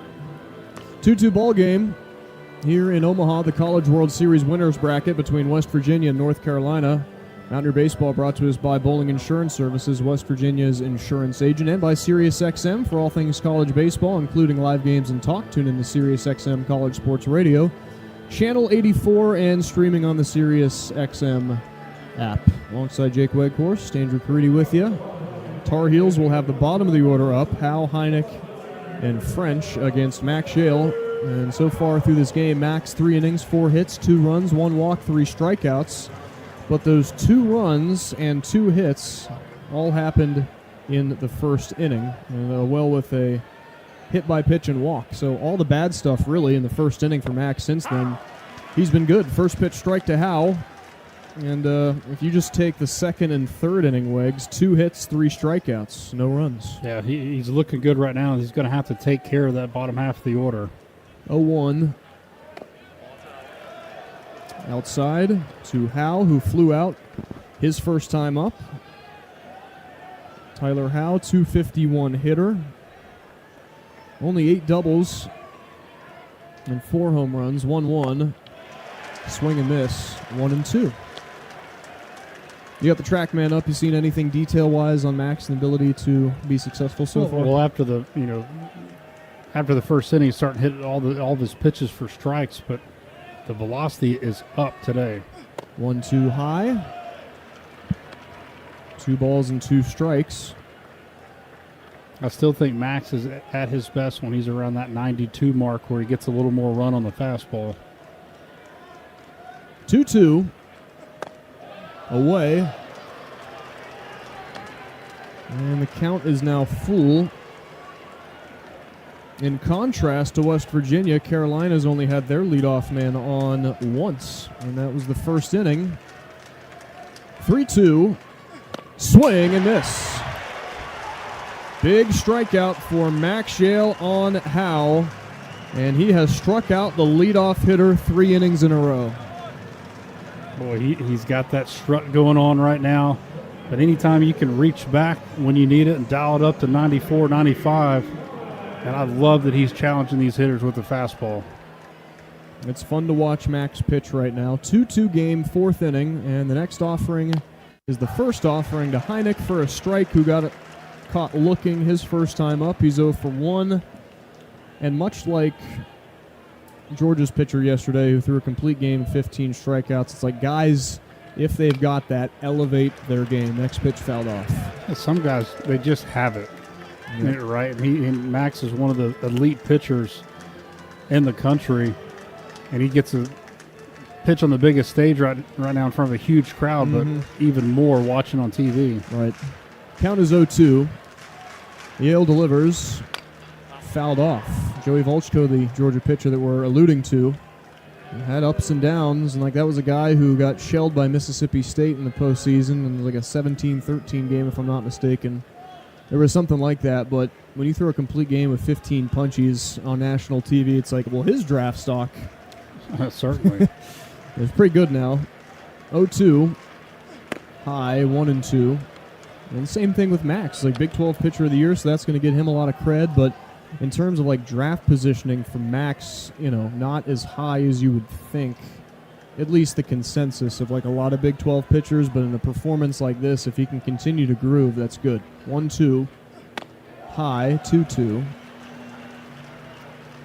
Went with a fastball again there. A couple of deep counts to start this inning off. Max has come over 50 pitches now. In a 2-2 game, fourth inning, 1 out, nobody on for the Tar Heels. 2-2. Swing and miss. Max Yale, another strikeout. And that is 5 in the game for the redshirt junior. You need to take care of the 7, 8, and 9, just like he's doing right now, especially the 9 hole, because that top of the order for North Carolina is extremely dangerous.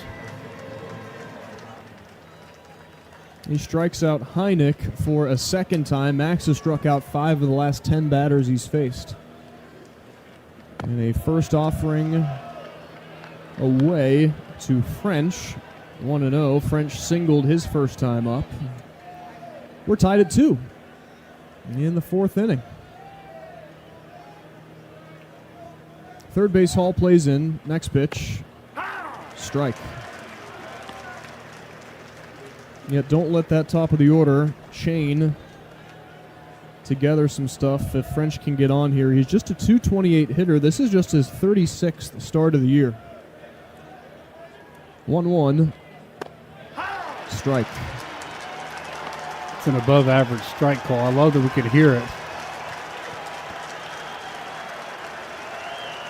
Mountaineer fans on their feet.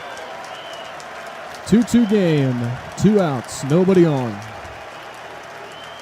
And the 1-2 from Yale. Lined into center for a base hit. And French has got his second hit of the game. That is a second consecutive inning. Tar Heels have extended the inning with a 2-out base hit. Boy, French just doing a good job there in that 9 hole. Such with 2 strikes here. That breaking ball's left a little bit too much over the plate. I think next time you get him there, you could bust him in with a fastball and have no chance. Yeah, Max just kind of hung that pitch up there. And French, to his credit, did a nice job in waiting for it. French is now 4 for 12 in the NCAA tournament. So go-ahead run is aboard here for North Carolina in the fourth inning. That's their 5th hit of the game. 1-2. Instead is a pickoff move over to Guzman. Rephrase that. Schaffner is a fresh count. Single and fly out for Schaffner.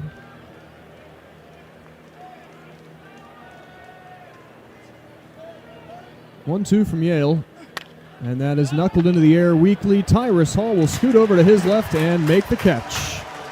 So Schaffner with a weak pop-up and 1 over the minimum, faced by Max Yale. Through 4 innings, he's thrown 59 pitches. Nice tempo and nice pace here for 15 in gold, blue, and gray. 2-2 game, 4 complete. We'll head to the 5th on the Mountaineer Sports Network from Omaha. Company has excelled as a general contractor throughout the great state of West Virginia since 1965. Celebrating 60 years, their skilled and seasoned staff will bring your project in on time, within budget, and meet your every need. City Construction is one of the largest contractors in the state, and their divisions include residential, commercial, mechanical, and windows. They're a proud family-owned and operated company and continue to be a staple in our local community. Visit citywindowconstruction.com to learn more. City Construction, West Virginia proud since 1965. Let's Go by Swill Dog brings bold, smooth, 99 proof flavor to every inning. The official bourbon of WVU Athletics. Grab a bottle at your favorite West Virginia retailer or order at swilldog.com. Let's Go. Please sip responsibly.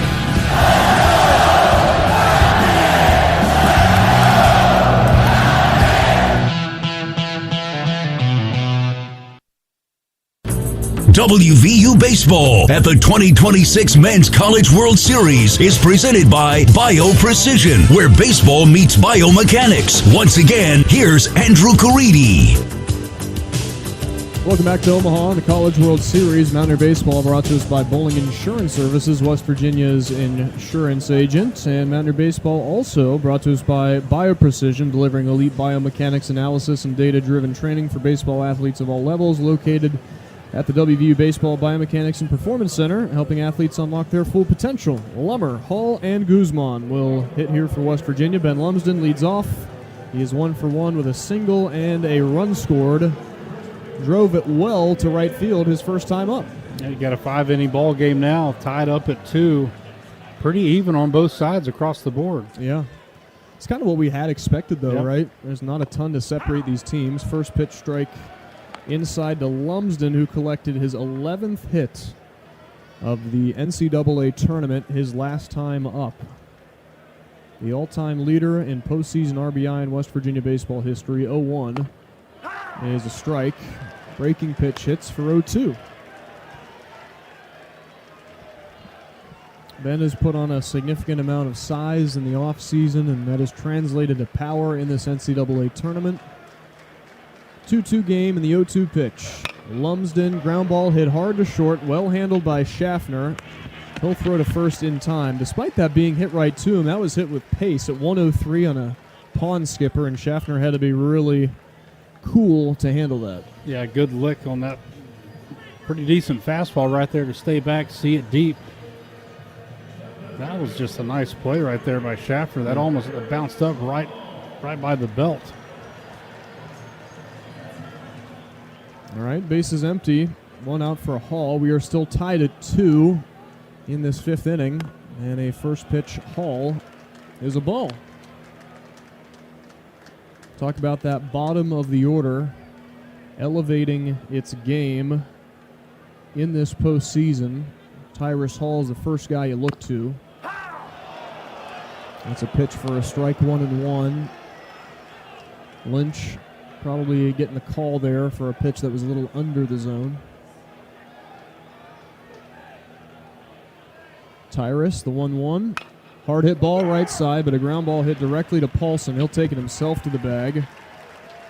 And Hall is retired. 2 gone in the 5th now. A couple of hard hit ground balls this inning that nothing to show for. But you like that you're getting a barrel on the baseball. Just got to get something a little bit up in the zone to get those in the outfield. Let's see if Armani Guzman can take a page out of North Carolina's book and get a 2-out knock here. Armani Guzman, the RBI single in the 3rd. He is 1 for 1 with a walk. And the first pitch is going to be inside for ball 1. Guzman with 21 doubles, 39 stolen bases, and 42 runs batted in. That walk-strikeout ratio is closer than it would think.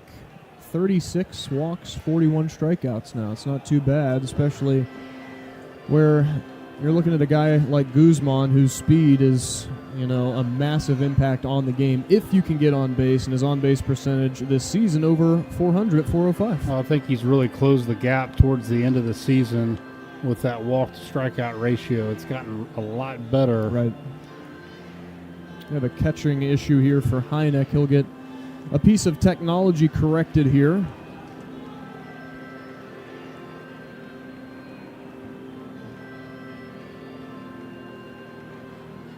And he'll get back behind the dish now for the Tar Heels. Next pitch. Guzman rips it up the middle.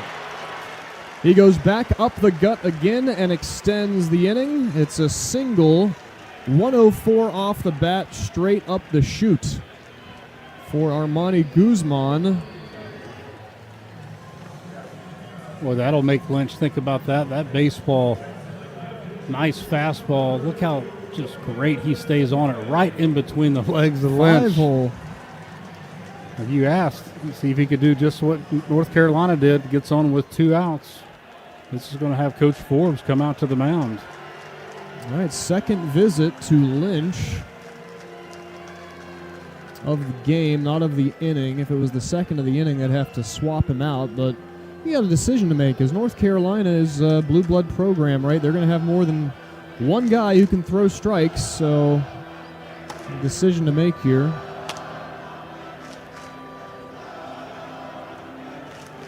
That is the 17th hit of the postseason for Armani Guzman. And this meeting will continue. It's in 9 games. He's got 17 hits, Wags, and they will make a move to the pen. Okay, so they have seen enough from Lynch. Armani Guzman on first. Walker McDuffie will be the man brought out of the bullpen. McDuffie, trusted guy, strike thrower, strikeout getter. He'll be the pitcher coming in for UNC. We'll take a break. 2-2 ball game, 5th inning. Winners bracket game 2 for Mountaineer Baseball in Omaha on MSN. What's it mean to be a Mountaineer? Well, I can tell you what it means to me. It means you're prideful and proud of where you came from. It means being respectful and doing the right thing. It means you're tough as nails and you'll outwork everybody else. It means you will never give up, ever. It means you can love harder than you compete. I'm Casey Bowling, your 2006 WVU Baseball MVP. BowlingInsuranceWV.com. Welcome back, class of 2011. Most likely to be a millionaire, didn't quite make it. Hey, reunion's not over yet. Over here, millionaire, smile. Make room, people. Who is that? Congratulations to our very own Millionaire for Life. Never too late, man. You could win up to $1 million every year with Millionaire for Life. Play in store or online today. West Virginia Lottery. 18 plus to play. Play responsibly. Hey everyone, David Kahn here. It's time to play ball. The 2026 season is upon us, and the best way to get in the game is by listening to College Sports Now's official baseball podcast, Dugouts, Dumbbells, and Dingers. Each week, we'll have exclusive interviews with players and coaches that take you inside the locker room as we unpack the top stories of teams all across the country. We're delivering our best fastball, so step into the batter's box and tee us up. Available wherever you podcast on the College Sports Now feed or on YouTube. Just search Dugouts, Dumbbells, and Dingers. This is West Virginia University Baseball, presented by the sophomore Walker McDuffie. He's from Broadway, North Carolina, was a second-team freshman All-American last year by basically every baseball publication, and he has followed it up this year with some All-Conference honors and more. He is their primary guy out of the bullpen. Yeah, the go-to guy, 37th appearance on the season, 8-3, the 3.44 ERA. Does have 6 saves to his name, 65 and a third innings pitched on the year, 25 runs on 48 hits, 38 strikeouts, and 82 strikeouts, Andrew, only 65 innings. So he's got that really good slider, and opponents only hitting 208. He's the two of the best sophomores in the country. Gavin Kelly has the at-bat with Guzman on first. And a first pitch high to Gavin, 1-0. Kelly is 1 for 2 with a base hit to left his last time up. McDuffie making his debut in the College World Series. 1-0 to Kelly. That's a strike inside. Count evened up 1-1. McDuffie hasn't gone past 2 2/3 in the entirety of the month of May. He's kind of that bridge guy, but look at it. We're already in the 5th inning. 2 outs and a 1-1 count. Kelly out in front of it, swings and miss, 1-2. He did give up a grand slam to USC in that game 1 against University of Southern Cal, and that was an aberration to his work this year. Guzman on first, 1-2 pitch, swing and miss. And McDuffie able to strike out Kelly. Back-to-back off-speed pitches, got a big twirler, and got Gavin off balance with it. Mountaineers, 2-out single from Guzman, but that's it. We're tied at 2 and heading to the bottom of the 5th on the Mountaineer Sports Network.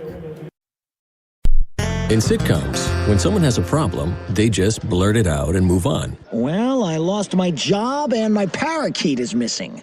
How was your day? But the real world is different. Managing life's challenges can be overwhelming. So, what do? We get support.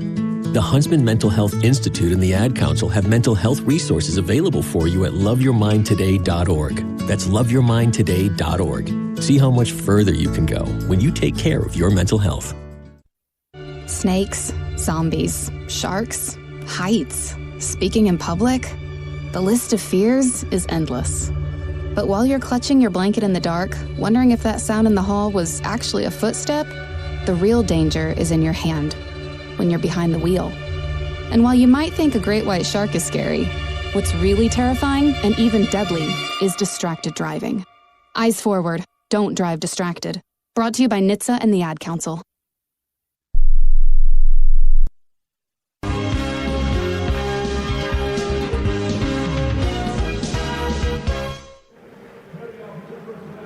West Virginia, North Carolina tied at 2.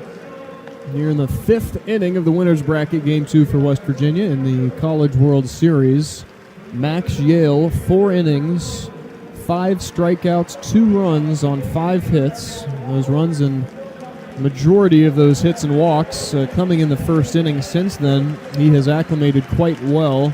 He'll face Gallagher, Hull, and Winslow here in the bottom of the 5th. He's going to have to continue throwing like this, too, especially now that North Carolina is in that back end of the bullpen. It's extremely talented. Going to have to find a way to keep these hitters off the bases. Both teams, 2 runs on 5 hits. And 2-0 teams have won 29 of the last 35 championships in College World Series history. So when we say that 2-0 start to the College World Series is the king seat and kind of the only way to do it, right? It's massive. Just someone's got to double dip you just to get to the final. Right. But you get the extra day of rest, too, for all the pitchers. Mm-hmm. Mountaineers used virtually just 2 pitchers in their first game against Troy. Starter Chanson Cole and then Ian Korn with a heroic performance. First pitch high from Yale to the leadoff hitter Gallagher. Ben McDougal did pitch in the game, but he just was in there to pick up the 3rd out. So I would say he didn't really use him, right? But McDougal is kind of a closer type 1-0.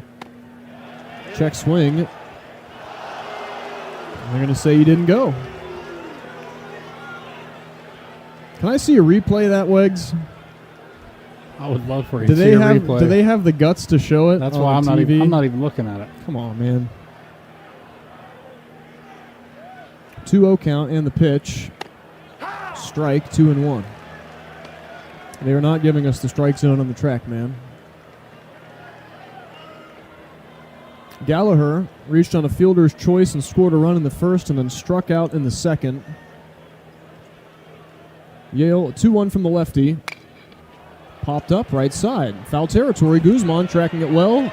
Guzman underneath it. He will range back and make the catch.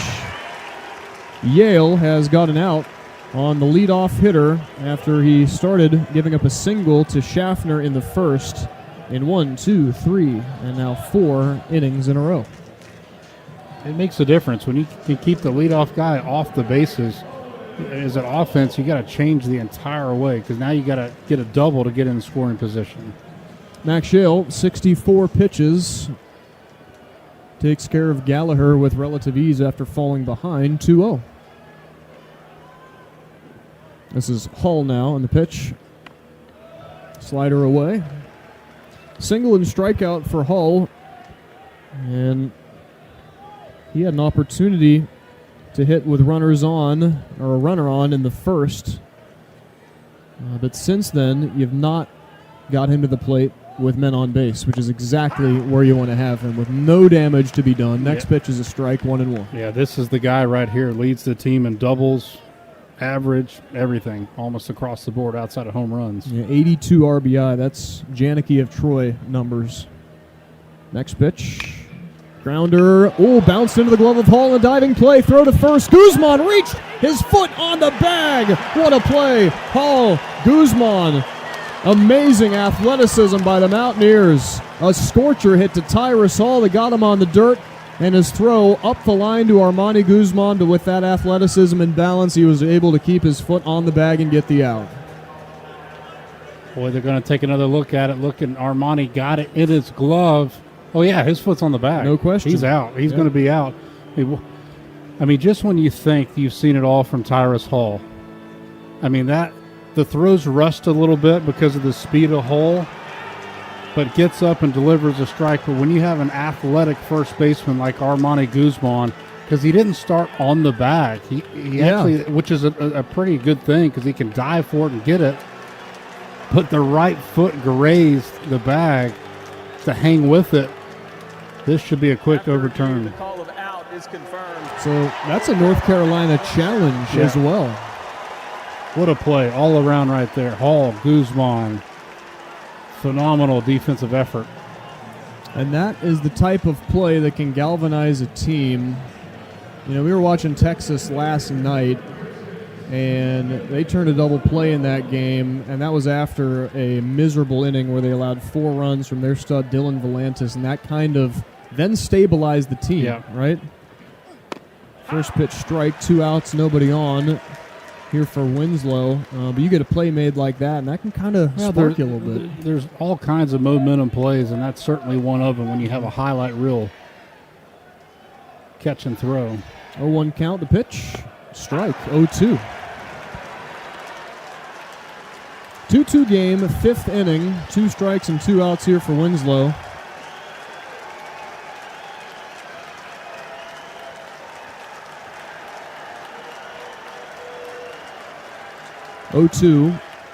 Fastball fouled off barely as Max ran it at 92, and he's been hanging around that velo legs where you like it, being able to move that fastball, to have movement on it at least. That's when you know he's really in control, and then when he wants to, he'll run it up there around 95. North Carolina has hit with 2 outs in the last 2 innings. 1-2, or 0-2 I should say, is outside, is 1-2. So a couple of 2-out singles off of Yale in the 3rd and the 4th. They're trying to do the same thing here in the 5th. Tied at 2. 1 ball, 2 strikes. And the pitch. Swing and miss. Winslow goes down swinging, and Max Yale is in the rhythm right now. Give him another strikeout in the game. That is 6 for the redshirt junior and Big 12 pitcher of the year, Max Yale. With a little help from his very athletic and talented defense, he throws up another 0. 2-2 game, on to the 6th for Omaha on the Mountaineer Sports Network. Property damage, don't you stress. Rebuilders is here, we'll handle the mess. 24/7, we're on the clock. Water, fire, storms will restore your spot. Rebuilders will get you through. Restoring your property, that's what we do. We'll lift you up and back on your feet. Call Rebuilders today, we're always on call. 24/7 commercial restoration, we restore it all. Hey fans, let's cheer for our 4-legged MVPs at home. When your pet needs advanced care, step up to the plate with advanced veterinary imaging and diagnostics. Avid in Fairmont, we're the area's first referral option for advanced CT scans, plus ultrasound, endoscopy, and minimally invasive laparoscopic procedures that reduce post-op pain. Big League Technology, hometown care. Visit avidwv.com. Avid, bringing championship medicine to your pets. Time for more West Virginia baseball at the 2026 Men's College World Series on MSN, the Mountaineers Sports Network. Now let's go back to Charles Schwab Field, Omaha, and Andrew Carini. Bowling Insurance Services, proud sponsors of West Virginia University Baseball, and by Molson Coors Light, Mountain Cold Refreshment. Choose chill, Mountaineers. Please celebrate responsibly. First full inning of relief coming up for Walker McDuffie, standout sophomore for the Heels. He'll face Schoenfeld, Smith, and Gravlin. 2-2 game. Going into the 6th here, Legs. Yeah, somebody needs to grab the lead. Why not the Mountaineers? You need to get the lead and start playing with it and hold it. 2 runs on 5 hits each, and a first pitch to Schoenfeld is a strike from McDuffie. And McDuffie with now 83 strikeouts and 65 2/3. Next pitch, Schoenfeld. Slow roller to second. Gloved there by Gallagher. Throw to first in time by half a step. And Schoenfeld retired, now 0 for 3. Leadoff man goes down here for West Virginia in the 6th. Boy, McDuffie just has a pretty good arsenal of pitches there that you can tell he's extremely comfortable throwing, but these right-handers are going to get a steady dosage of breaking balls. Sean Smith at the plate, ground out and walk. Pitch from McDuffie. Smith up the middle, base hit. 1-out single for Sean Smith. And he is the go-ahead run aboard. McDuffie gives up his first hit. First man to reach is off a cleanup man Mountaineer single from Sean Smith. Boy, that's a couple of hard-hit baseballs up the middle for the Mountaineers. In pretty consecutive innings, Guzman and Smith. That'll rattle a pitcher when you turn around a fastball like that. Yep, that's right. Guzman went up the middle against Lynch twice, and now Smith goes up the middle on McDuffie. Here is the next hitter. Gravlin fouls it straight back. 0-1. Matt Gravlin lifted one into right field for a base hit, put runners on first and third for West Virginia with nobody out in the fourth, and Einish hit into a double play that scored. Smith from third tied the game at 2. This is the first time Gravlin faces McDuffie. This is a heck of a challenge. Next pitch away. 1-1. Final line on Lynch. A starter for Carolina goes 4 2/3, 2 runs, 5 hits, 2 walks, 2 Ks.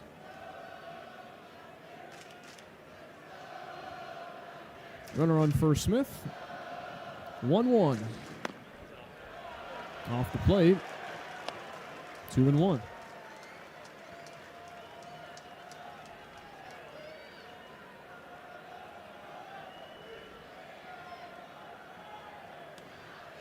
Gravlin stands in.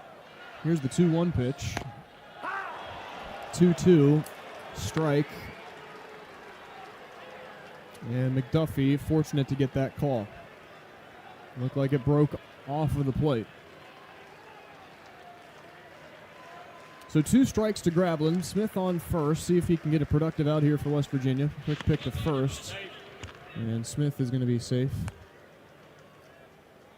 Was that a strike? I mean, to me, it looked a little bit on the corner there, but when you're pitching to that same spot, right, you're going to open it up for the home plate umpire. 2-2. Away. That time misses. 3-2. Walker McDuffie, not a guy to walk men all that often. He does have 38 on the year. Runner on first, nobody out. The pitch, and that's a ball 4, so the throw doesn't matter. It's into the outfield. And Smith was going to be safe anyway. Beg your pardon, so 1 out. West Virginia's got 2 on. So that is a walk issued by McDuffie. 2 on, 1 out. Smith at second, Gravlin at first. You get a couple of innings in a row, you start putting the pressure on this pitching staff for North Carolina. It's going to get another right-hander warming up in the bullpen. It's a couple of big runs out there, Andrew. Yeah. So we've talked about the bottom of the order doing it for West Virginia. It's been the middle of the order this game. And Guzman. First pitch strike to Einish. Smith and Gravlin have reached twice in their 3 at-bats. Armani Guzman's given you 2 singles. Kelly has singled. Now you look at Einish, Kresser, Lumsden, and Hall. As the next pitch comes inside for a ball. 1-1. So the combination of the bottom 4 hitters for West Virginia, just 1 hit. That was a single from Lumsden. 2 on and 1 out in a 2-2 game in the 6th. Here's the pitch to Einish. Einish, ground ball. Fielded by the second baseman Gallagher. 1 and then 2 on the double play. 4-6-3. Matt Einish has hit into a double play for a second consecutive at-bat, and that will end a promising inning for West Virginia basically as quickly as it started. 2-2 is where we'll stay heading into the bottom of the 6th here in Game 2 of the College World Series for Mountaineer Baseball from Omaha on MSN. My name is Ariel. I moved to the U.S. at 19. I spoke no English and I struggled finding job opportunities. Everything I have, I owe to the Adult Literacy Center and getting my high school diploma at age 22. It was an honor helping you achieve your greatness. Now you're helping others achieve theirs. It inspires me. When you graduate, they graduate. Find free and supportive adult education centers near you at finishyourdiploma.org. Brought to you by Dollar General Literacy Foundation and the Ad Council. Adoption of teens from foster care is a topic not enough people know about, and we're here to change that. I'm April Dinwiddie, host of the new podcast, Navigating Adoption, presented by Adopt US Kids. Each episode brings you compelling real-life adoption stories told by the families that live them with commentary from experts. Visit adoptuskids.org/podcast or subscribe to Navigating Adoption, presented by Adopt US Kids. Brought to you by the U.S. Department of Health and Human Services Administration for Children and Families and the Ad Council.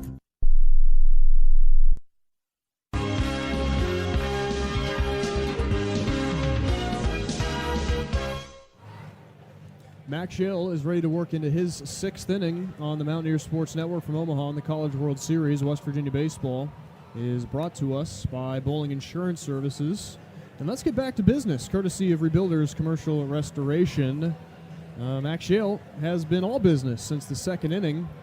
Mountaineers starter has gone 5 innings, just 2 runs on 5 hits, 1 walk, 6 punch-outs, and 72 pitches. This is efficient work for Max. This is good to see. He's not had to work too hard. Yeah, it's efficient, but these North Carolina hitters, they've seen them a few times now. Yep.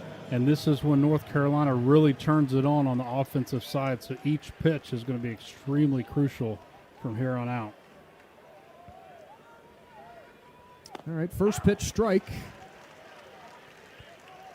is in there for the leadoff man for the Tar Heels. Paulson will be followed by Nicholson and Howe, hitters 5, 6, and 7 in the order. 0-1, low, 1-1. And to your point, Wags, North Carolina scored all 6 of its runs in the final 3 innings in that win against Ole Miss. That was capped off by a 3-run home run from Heineck in the 8th. And here's a line drive hit to left directly at Matt Gravlin. He's up to it, and he'll make the catch. 1 gone. Leadoff man taken down. That's a couple of bats there. Paulson went the other way. He's doing a nice job sitting back on Max's pitches right there. That one fortunately caught by Gravlin, who's looks a little shaky out there today on the routes of the baseball.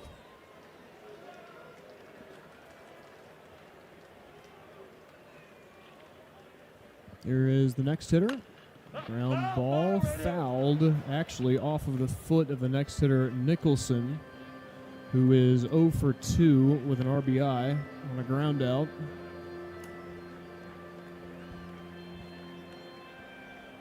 And that'll go down as a strike.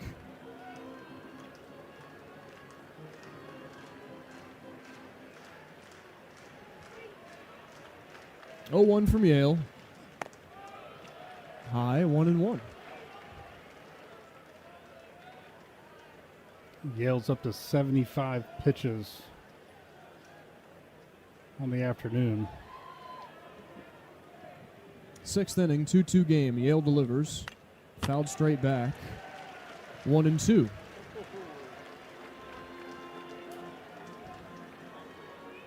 So bottom 4 hitters are up next. West Virginia used, again, just 2 pitchers, basically. Ian Korn for 6 innings. In that win against Troy, they have got the entire pen if they want to. 1-2 pitches high, 2-2. They can go to anybody. But that anybody, when we get there, right, has been shortened substantially in the last 3 weeks of the season. 2-2. Barely fouled back. There's still no action. I mean, there doesn't need to be. Max has thrown the ball well. Yes. What you need to start realizing is like this at bat right here with Nicholson, he's right on both the fastball and the breaking ball. Here's the 2-2 pitch in a 2-2 game, low for a ball, and it's 3-2 now. Howe and Heineck are combined 0 for 2, but to Wegg's point, this is the 3rd time through the order against Yale for these UNC hitters. 3-2. Struck him out. Max Schill strikes out Nicholson. 2 gone in the 6th. His 7th of the game, and that strikeout brought to us by Lucas Property Group. Boy, another deep count And when Nicholson was right on that breaking ball, it just goes on the back door. Boy, that's a really nice pitch. Starts off the plate. Has a ton of break. That might have been one of his best sliders on the day right there, Andrew. Yeah, 17.5 inches of horizontal break and a spin rate of 2,700. That is a good pitch. 2 outs, bags empty for the next hitter, Howe, and that's away. 1-0. Howe has flown out and struck out. Tyler Howe, just a freshman with a 251 average, but he's been a regular in this lineup all season long for UNC. 1-0. High, 2-0. Tyler Howe bats left, throws left. Only 4 home runs on the year. 2-0. Into the air, center field. Schoenfeld going back to the track at the wall. Paul made the catch and helps out his pitcher. Yale goes 1-2-3. Deep drive from Howe takes Schoenfeld all the way to the wall, and he makes that catch as momentum carries him in to the padding. 1-2-3 inning brought to us by Kroger. Yale has gone 6 complete and given up just 2 runs. We'll go to the 7th. Mountaineers 2, Tar Heels 2 on the Mountaineer Sports Network for the College World Series. Relax and let Kroger Pickup handle your grocery shopping this week. We start with only the freshest items, then choose your favorites, carefully pack everything up, and load it right into your trunk so you can feel confident it's what you ordered. Fresh groceries your way with Kroger Pickup and Delivery. And right now, you can save $20 on your first pickup or delivery order. Kroger, fresh for everyone. Coors Light is cold lagered, cold filtered, and cold packaged for a smoother finish. It's got that crisp, refreshing taste that makes every moment cheering on your team even better. Plus, the mountains on the bottles and cans turn blue when your beer is Rocky Mountain cold. So you never have to guess if your Coors Light is ready to drink. So crack one open, take a sip, and enjoy the game. Coors Light. Choose chill. Celebrate responsibly. You're locked in to live coverage of Mountaineer baseball at the 2026 Men's College World Series. Play-by-play action continues now with Andrew Caridi. All of a sudden, we've played 6 complete innings between West Virginia and North Carolina in a 2-2 game. 7th inning set to begin. Kresser, Lumsden, and Hall, just 1 hit combined between the bottom of the order in this game. But Wags, this is anybody's game right now, and as much as you could ask for the Mountaineers. It's been really a great game so far. Both teams pitching extremely well, but the game is there for the taking. It's right up there. Somebody needs to grab the lead. The Mountaineers got to continue putting that pressure on. Just haven't seen a lot of extra base hits. You got to get some pop in that lineup.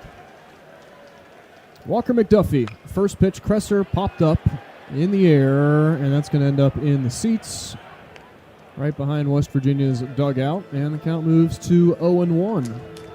Yeah, no extra base hit yet in this game for West Virginia. The only thing that was taken 2 bases was a single from Graveline, which moved Smith from first to third, and that was because it was kind of floated out there in right field and allowed Smith to read it and then move. Here's Kresser, liner right to the second baseman Gallagher. He makes the catch. 1 gone, 7th inning. Wags, as good as West Virginia was in those middle innings getting the leadoff man on, they got him on in the 1st, 3rd, 4th, and 5th. Now, 2 innings in a row where the man hasn't got on. Now's when you need the extra base hits. You got to find somebody, especially when you get that early first out. Somebody's got to drive one in the gap or something down the line to get to second base. 2-2 game. First pitch, Lumsden outside. West Virginia has had 6 opportunities with runners in scoring position. They're 1 for 6, while Carolina has had just 2 opportunities with a runner in scoring position, and they are 0 for. Lumsden swing and miss, 1-1. 1 out, base is empty. Leadoff man has reached 3 times for West Virginia, including that walk to Guzman, which would be a 4th, and then next pitch outside to Lumsden. Carolina just 1 for 6 from the leadoff spot.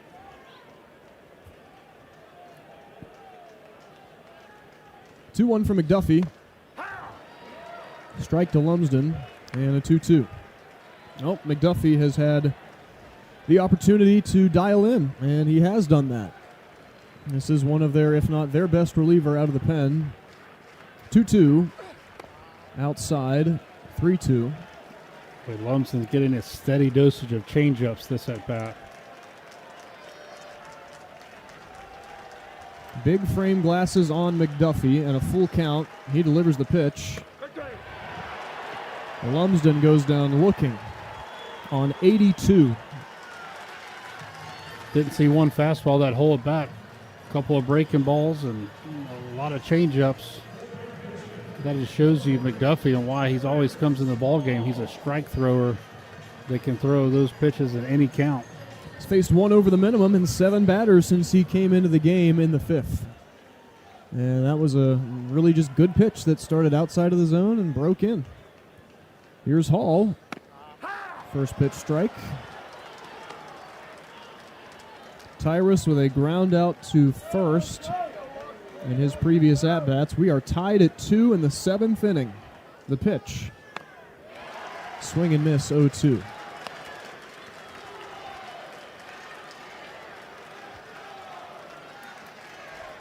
McDuffie grooving.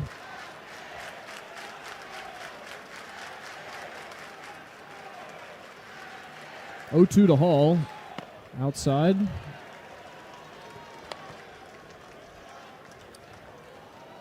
Tyrus with 4 RBIs for West Virginia on 2 hits. Had that extra base hit, the RBI, 2 RBI double, and then the chopper. 1-2 high. 2-2, which gave West Virginia the 7-5 lead. Won in the game, 7-5 against Troy, who meanwhile eliminated Ole Miss in the earlier game today. So loser of this game will try and stay alive against the Trojans. 2-2. Hall rips one to left. That's a base hit with 2 outs for West Virginia as he pulls that off-speed pitch into left field. Well, you love to see that from Hall. It typically struggles on the breaking balls, and when McDuffie has a good one, I think he knew it was coming, just left over the middle. Deliver that 2-out base hit. A lot of base hits with 2 outs. We need to get those base hits with no outs or 1 out.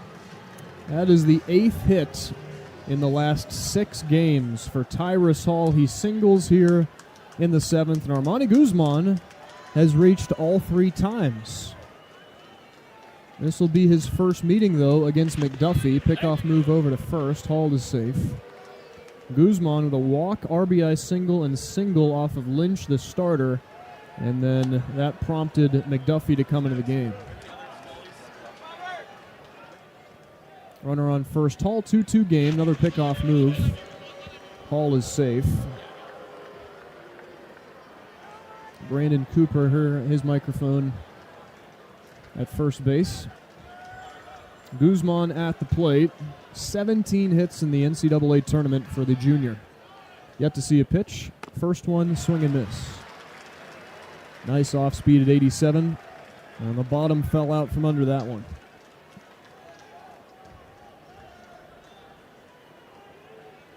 Carolina 2, West Virginia 2. McDuffie a check of first in the 7th inning with 2 gone. 0-1 to Guzman, high, 1-1. Talk about elevating their game. Armani Guzman is a different beast in the postseason. Another pickoff move to first. Go along with those 17 hits, he's got 12 RBI in a span of 8 games. Well, he's clutch with runners on, especially in scoring position. 1 home run on the season. 1-1. Inside, Hall going to go, and that was a stolen base for Tyrus Hall. A little too casual from Heineck from behind home plate, but also difficult to get up with it because that was a pitch low and inside on Guzman. Well, I think it's a good time to run there in that 1-1 count because you knew there hadn't been a whole lot of fastballs, so it was going to be a tough pitch for Heineck to handle. All right, so 20 stolen bases on the year for Hall. Getting 20 bags. Pretty darn good. That is 3rd on the team behind Schoenfeld and Guzman. 2-1 count. And the pitch. Swing and miss, 2-2. Chased in on 86. It has been almost nothing but off speeds here for Walker McDuffie in the 7th inning. UNC Mountaineers tied at 2. Hall on second. He is the go-ahead run. And the pitch. Guzman off the end of the bat, fouled off third base side. They're working Guzman inside, really testing that hand speed and his ability to keep the hands in. Working him in, soft away. And clearly this at bat, he struggled with the changeup. Tie game, 7th inning with 2 outs, and a man on second. Hall, and the pitch. Guzman into right field, coming down into the glove of French. It floated up in the air, had a good look to it, but ends up being a pretty harmless line fly to the right fielder, French. He makes the grab, and Hall is stranded at second base. 2-2 game, bottom 7 in the winner's bracket between the Tar Heels and Mountaineers on MSN. My mom has taken up going to the park to practice yoga. My dad's going to a club, but not a book club, a salsa club. Finding new hobbies comes with age. My mom has started getting lost and not knowing where she's going. Becoming lost or disoriented doesn't. Confusion with time or place may be a sign of Alzheimer's. An early diagnosis can help improve the quality of life for your loved one. Learn the warning signs of Alzheimer's at 10signs.org. Brought to you by the Alzheimer's Association and the Ad Council. Man, I love my kids so much. I once sat for 3 hours in the cold rain to watch her soccer team lose by 18 goals. I love my kids so much, I once used a tube to suck snot out of her stuffed nose at 3 a.m. You win. Love your kids? Love them enough to make sure they're in the right car seat. From toddlers to tweens, visit nhtsa.gov/the right seat to find the right seat for their age and size. Keep them safe. Visit nhtsa.gov/the right seat. Brought to you by the National Highway Traffic Safety Administration and the Ad Council.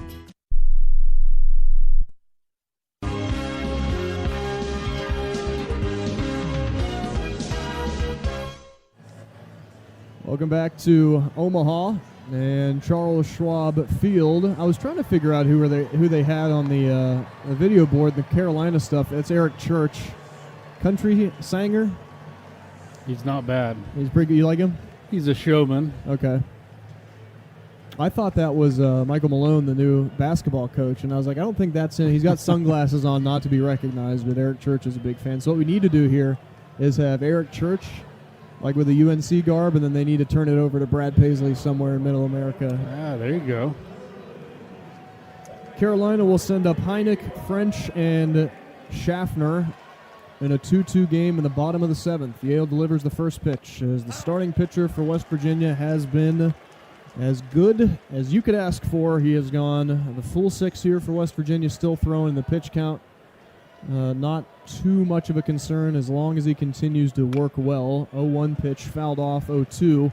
Not necessarily work well, but work quickly and get outs without high pitch at-bats. Yeah, he started the inning at 85, so that's, in this type of situation and the way he's been working, that is completely fine where he's at. I'm sure you've heard the organ, which is phenomenal. Yeah, Josh Langhoff, they continue to show the Chuck Schwab Field organist on the video board. And that's cool to have, because you're not going to places in college baseball with an organist. That is it's old school baseball atmosphere, and especially this atmosphere when you got a 24,000 capacity stadium that's overflowing is pretty cool. Yeah. All right, Yale working on Heineck here, who's down in the count 0-2. Brief pause there with Coach Forbes speaking to his hitter. 0-2 from Yale. High and away, 1-2.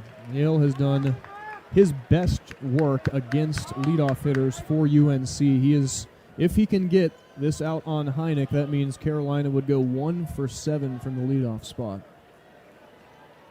1-2 pitch. Ground ball third. Hall got it. Bobbled it. Throw to first. Not going to be made. As good as Tyrus Hall has been at third base all year, he did not field that one cleanly. Yeah, the thing with Hall is as soon as As soon as he made the mistake, looked at Yale, patted himself on the chest, get him another one. It's hard to be perfect, especially when you're playing on a dirt infield. Right?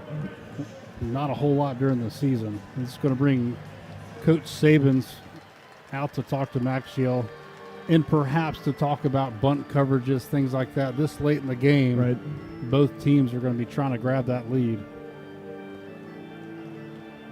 So that will be officially scored as a fielding error against Tyrus Hall, who has been as sure-handed as any Mountaineer infielder ever has been. And he's made some incredible plays. That one just kind of got up on the wrist a little bit on the bounce.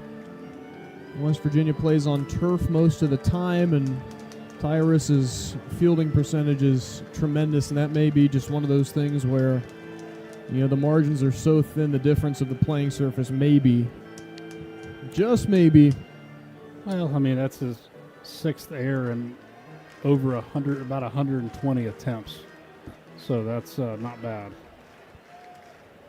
All right, man on first, and nobody out here for French. He lays a bunt down. Picked up by Kelly. He'll gun it quickly. The second in time for the out.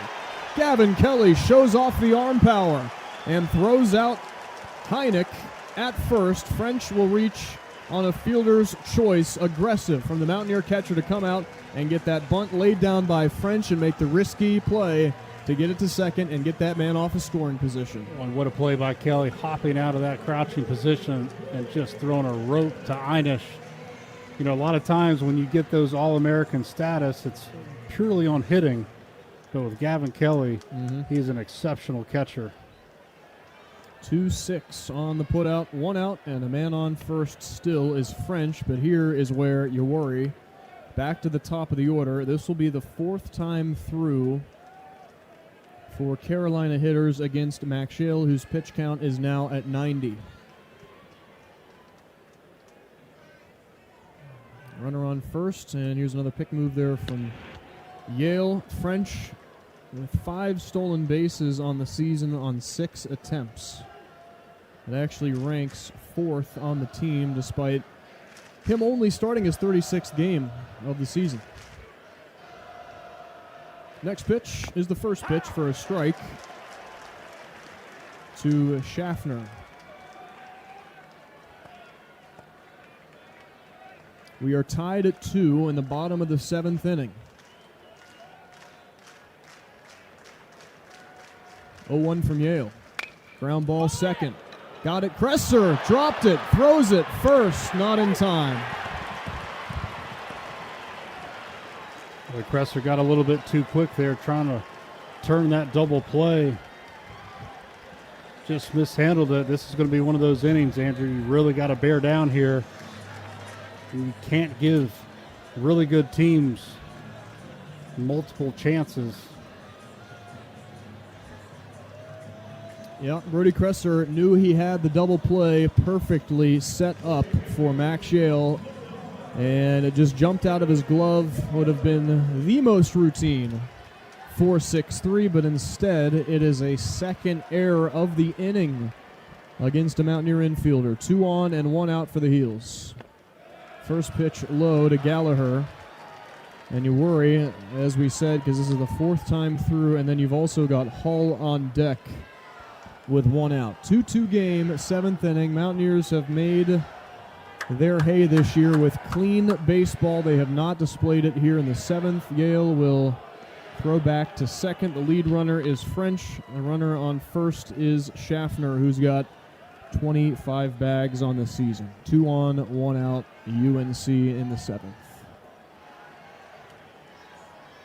It would stink for errors to be the difference made here in the 7th. Yale, 1-0, fouled straight back.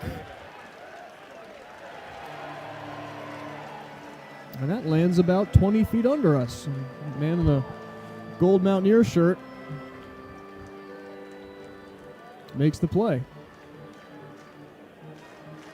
2-2 game, 2 on, 1 out, and a 1-1 count to Gallagher. A dangerous hitter in his own right. The pitch Gallagher fouled it straight back again. And the same guy almost made the play again. That'd have been impressive, get a twofer. Right.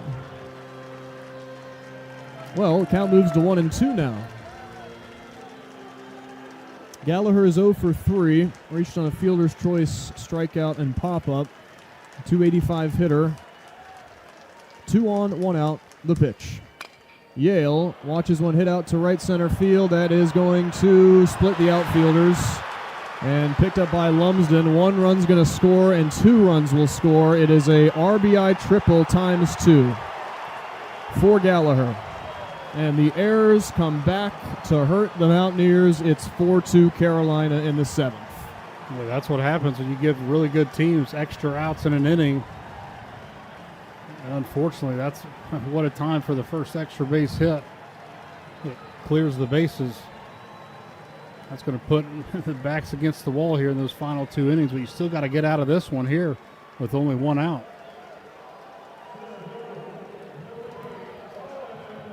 4-2 Heels, 7th inning. A 2 RBI triple from Gallagher. That is his 3rd of the season.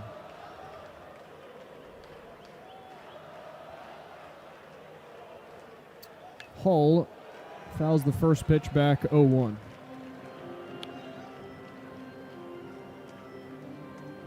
You just hate to see it, though. You had a couple of errors this inning. You look back at the first inning, hit by pitch and a walk. That's the difference in this ball game right now. 0-1 count to Hall, and the pitch with a runner on third. Hall, bouncer over the infield, scores a run, 5-2. Well, that's the recipe for disaster. Free passes to the bottom of the order and the leadoff man, and Carolina takes advantage of it. RBI times 2 triple for Gallagher, RBI single for Hall.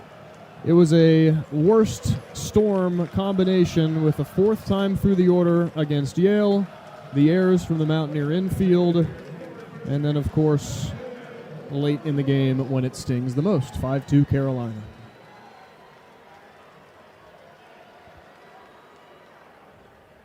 Here's a ground ball hit to third. Hall charging in on it, throws to first in time for the out, and that will retire Winslow. Hull advances to second. Here in the bottom of the 7th, second out picked up. And that's the 4th out that you've given North Carolina this half inning. He had a double play set up against Schaffner in the 7th with 1 out, and instead you had an error.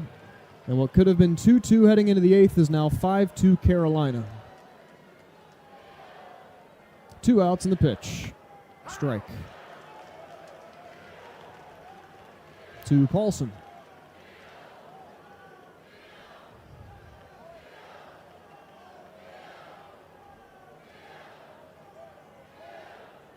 Oh, 1. Fouled off left side. And it's 0-2 to Paulson. He is 1 for 2 with a walk and a single. Yeah, you got Reese Bassinger, who's been warming up, ready to go. If need be this inning, because that's going to push Yale around that 100 mark on the pitch count.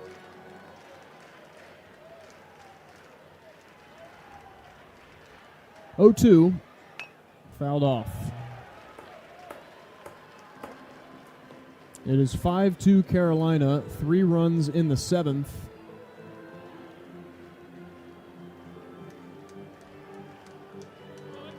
Three-run lead, not insurmountable, but you've got 6 outs to make up that deficit.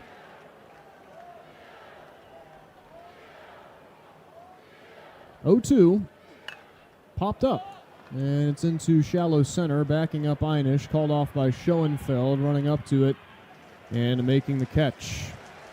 2 errors from West Virginia here in the 7th, and 3 runs for Carolina. They make a habit of scoring late in the game and benefiting from the West Virginia mistakes. Top 8, UNC by 3 on MSN.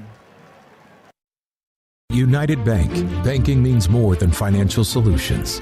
It means rallying around the causes that are important to our customers, employees, and communities. While we have grown in size and presence, we have never forgotten our roots. By giving back to our local communities and funding business development, we help fuel economic growth. Our success is your success, because to us, this is home. United Bank, West Virginia's bank, proud to be united with the Mountaineers. Member FDIC. Welcome back, class of 2011. Most likely to be a millionaire, didn't quite make it. Hey, reunion's not over yet. Over here, millionaire, smile. Make room, people. Who is that? Congratulations to our very own Millionaire for Life. Never too late, man. You could win up to $1 million every year with Millionaire for Life. Play in store or online today. West Virginia Lottery. 18 plus to play. Play responsibly. Our coverage of WVU baseball at the 2026 Men's College World Series rolls on. Now back to Andrew Caridi in Omaha. Welcome back to the College World Series. Mountaineers down 3 as we move on into the 8th. And West Virginia will send up Kelly, Schoenfeld, and Smith. Those are the guys that you want to have if you're going to make your way back into this game. So Max Yale in the postseason, that is 6 unearned runs against him when you go back to the Kentucky game and now. You got to think going in, you're down 3 now. It'd be nice to get them all back here, but you gotta get something here to continue the pressure to put on them. Give yourself a chance in the 9th, because North Carolina still, if need be, is going to have to. They'll have 2 more times to hit. First pitch, Kelly from McDuffie is in for a strike, 0-1. 5-2 Carolina, 8th inning. And the next pitch, Gavin takes it outside for a ball.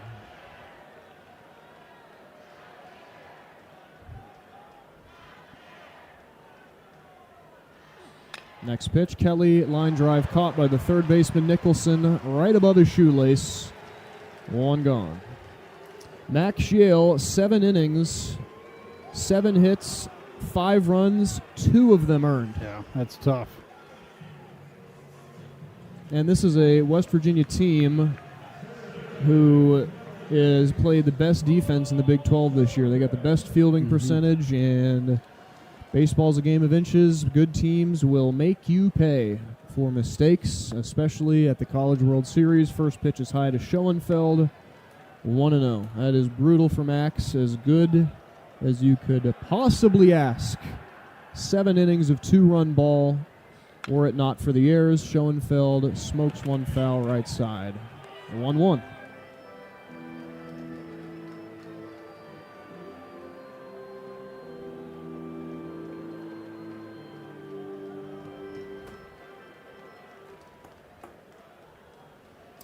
From McDuffie.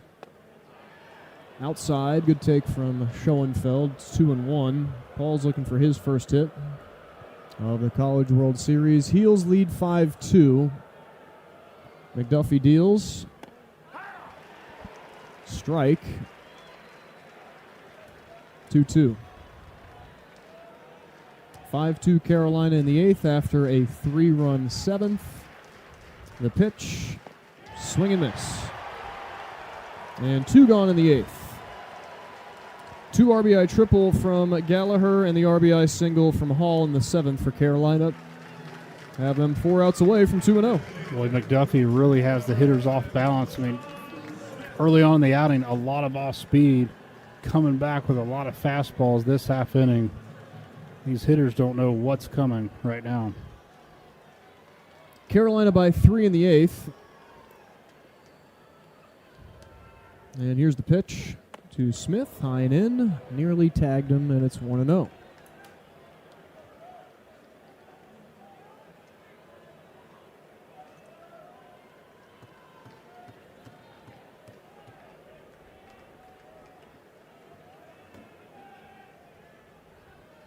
Pitch inside to Sean again, got heater back to back.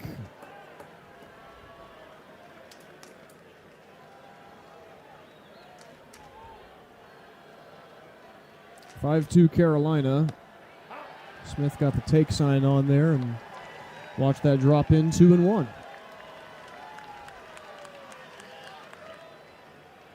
Next pitch, swing and miss, 2-2. And McDuffie is putting his foot down. 3 innings of work, 2 hits, no runs. So 1 walk and 3 Ks. And a 2-2. Swing and miss. Smith strikes out. McDuffie sets West Virginia down in order in the 8th. And we'll go to the bottom half. Carolina will try and add some insurance on MSN. Hear that? That's the sound of your life. Perfectly imperfect. Beating in rhythm to the world you've created. But every time you drive after drinking, the music gets drowned out. Your life sounds pretty great. Don't let a buzz ruin it. Buzz driving is drunk driving. Don't drive buzzed. A message from NHTSA and the Ad Council. When you're high, you feel different. You think different, you talk different, you draw different, you listen to music different, but you probably knew that. Problem is, you also drive different, and not in a good way. That's why driving high is illegal everywhere. So if you're high, just don't drive. Make a plan to get a sober ride. Because if you feel different, you drive different. Brought to you by NHTSA and the Ad Council.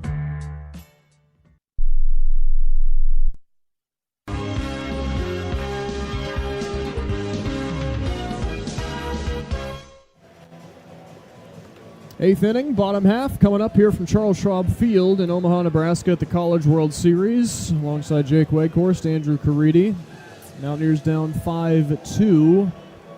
And a big 7th for North Carolina. 2 RBI triple for Gallagher, scoring 2 men that had reached either on an air or benefiting from the air. That 7th inning started with an E5 to Tyrus Hall, getting Heineck on base, and then French grounded out, or actually laid down a bunt, I should say. Kelly fielded that and threw it to second to get the lead runner Heineck, but since, there was that runner on because of the air, French reaches on a fielder's choice, and then get a ground ball hit by Schaffner to Brody Kresser. He boots it, 2 men on, 1 out, and Gallagher steps up, 2 RBI triple, and then the next hitter Hull, RBI single.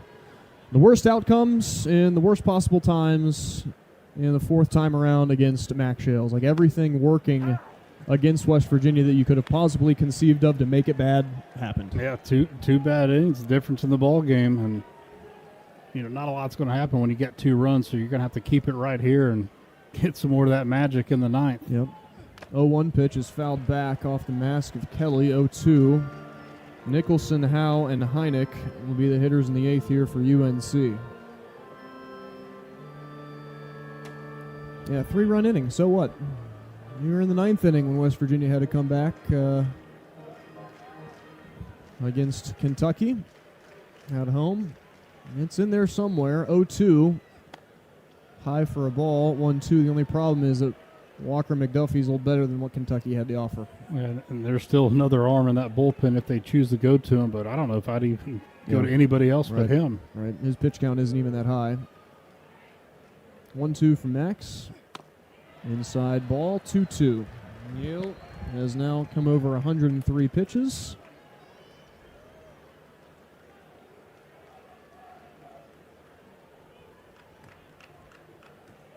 Leadoff hitter, here's the 2-2.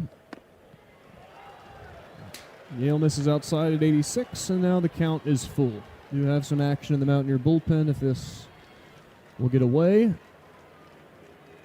Cooper Nicholson is at the plate, 257 hitter. Got to attack here with that average. The pitch and a line drive bouncer into the outfield left side. Base hit. Nicholson leadoff reach here for Carolina. Just the 2nd time that they have earned the leadoff man. First time since the 1st inning after the leadoff hit here from Nicholson. Well, it's like you knew North Carolina turns it on towards the end of the game, and right here is when you cannot let up any more runs. And it looks like Coach Saban's is coming out here, and you may see a move right here, especially that pitch count around 109. Yep.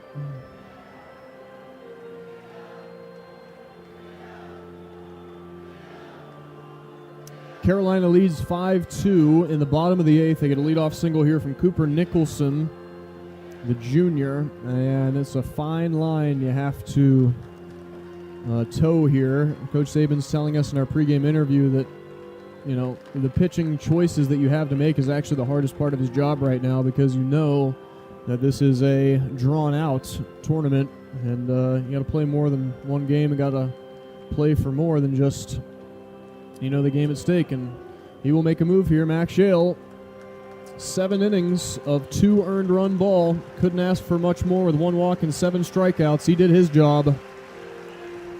And a round of applause here if that's the last time he pitches for the West Virginia Mountaineers. He can hold his head high, because he performed as well as he could at baseball, college baseball's biggest stage. Mountaineers will go to the pen. New pitcher coming in. We'll get to that name when we come back. It's 5-2 Carolina in the 8th. Let's Go by Swill Dog brings bold, smooth, 99 proof flavor to every inning. The official bourbon of WVU Athletics. Grab a bottle at your favorite West Virginia retailer or order at swilldog.com. Let's go. Please sip responsibly.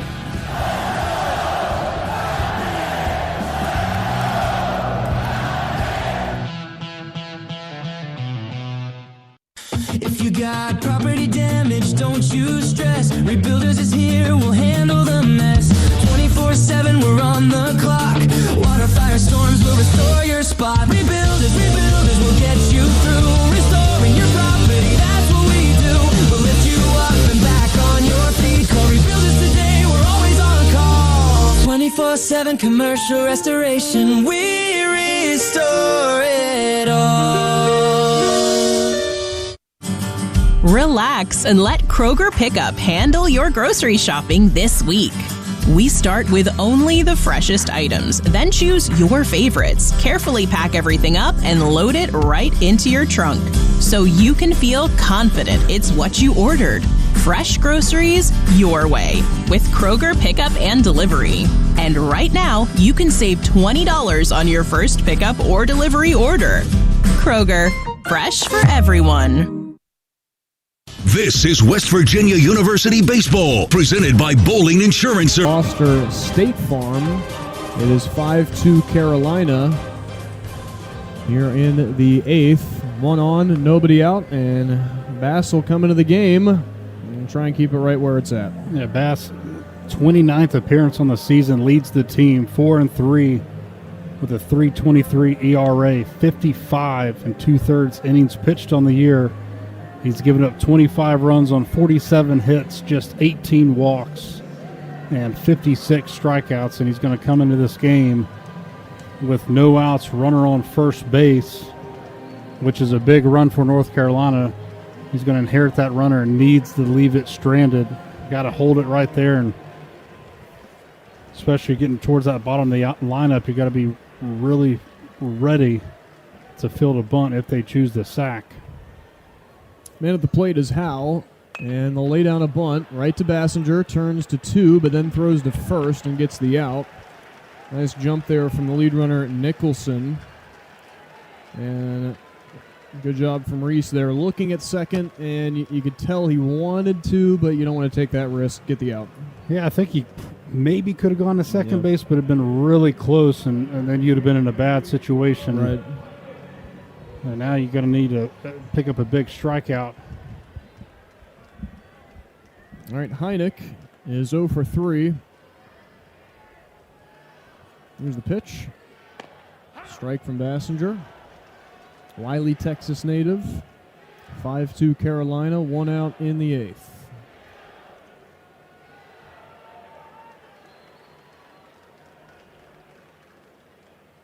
Oh, 1 pitch from Bassinger. Strike 0-2.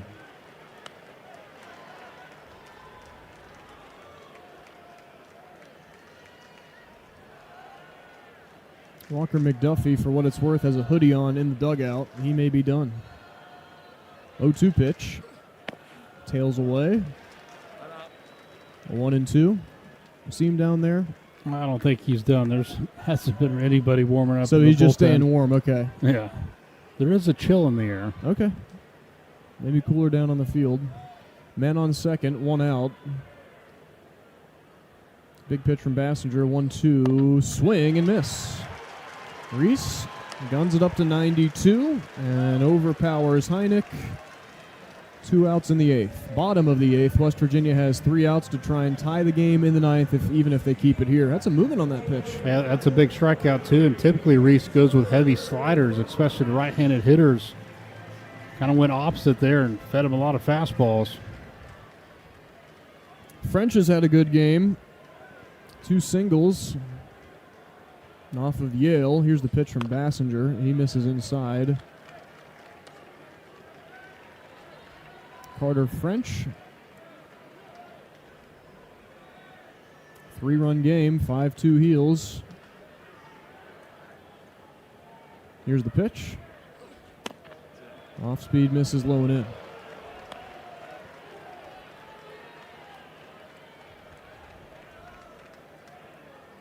College World Series winners bracket game 2. Mountaineers in North Carolina. And a 2-0. Ground ball foul, first base side, 2 balls and 1 strike.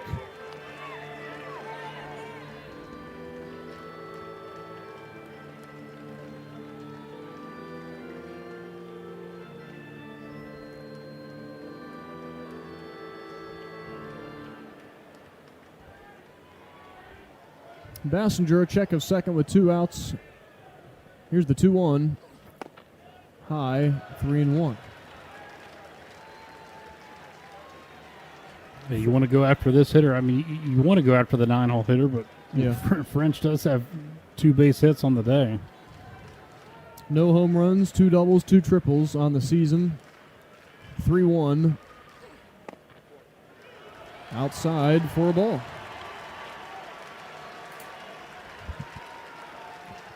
It gives you an out at every bag here with 2 outs. You're just going to have to beat Schaffner here, the leadoff hitter, who's always a tough out. 5-2 Carolina, first and second, 2 outs in the 8th. They're looking for some insurance, and they get back to the top of the order. This is still the first time through against Bassinger for whoever is up next until we get back to Howe. First pitch, Schaffner. Strike. Reese's fastball, we're really getting some movement on it. It's about 16 inches consistently of horizontal break.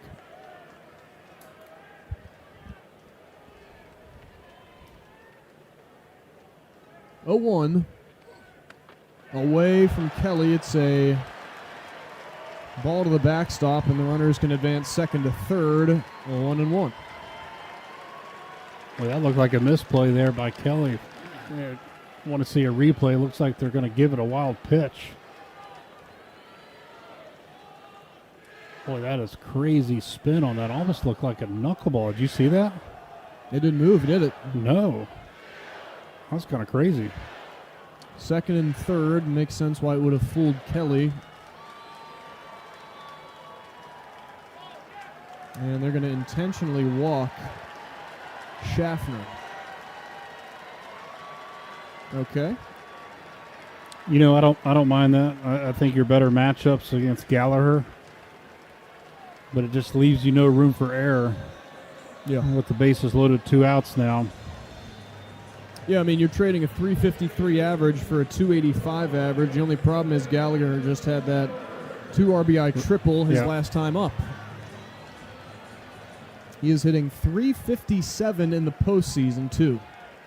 Bases loaded, UNC 8th inning, 2 outs. First pitch from Reese. Strike 1. Tar Heels lead by 3, and a base hit would go quite a long way.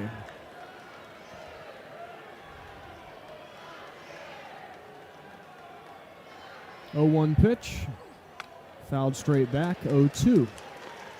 Bassinger has worked ahead and is trying to keep it right here. 0-2 is a great start.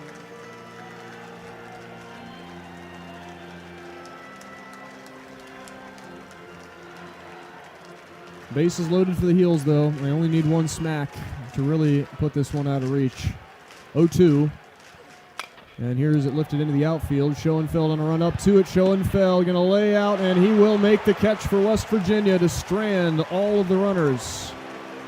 Lays out after he took a back step, charged forward, made the catch, and keeps it at a 3-run game. Going to fly out on Gallagher, and that'll bring us to the top of the ninth with the Mountaineers down 5-2 here from Omaha in the College World Series on MSN. WVU Medicine. Our board-certified general surgeons perform more than 2,500 procedures a year. They use advanced minimally invasive techniques and robotic-assisted technology to reduce recovery time and improve outcomes. From complex procedures to routine care, we're leading the way with precision and expertise right here in West Virginia. Call 855-WVU-CARE or visit wvumedicine.org.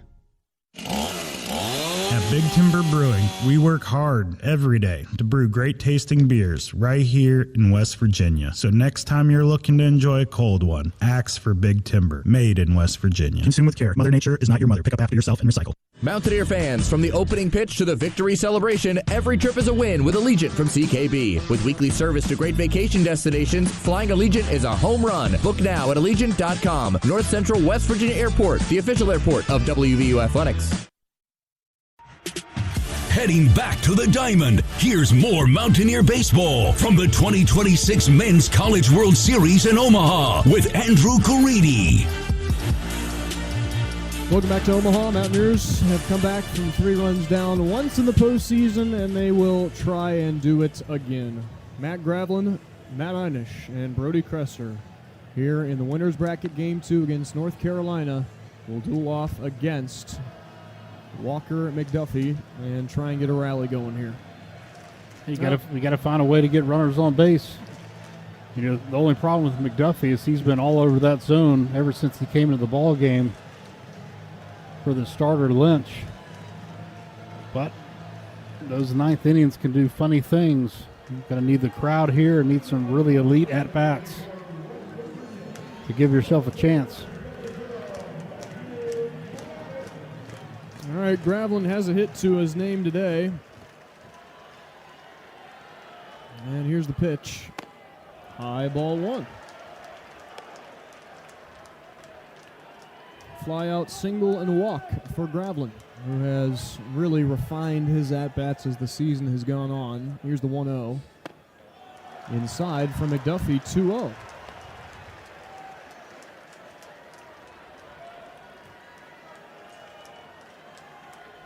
From the sophomore. Strike. This is the second time Gravlin will face McDuffie. 2-1 pitch. Strike. 2-2. Gravlin thought it was a little high.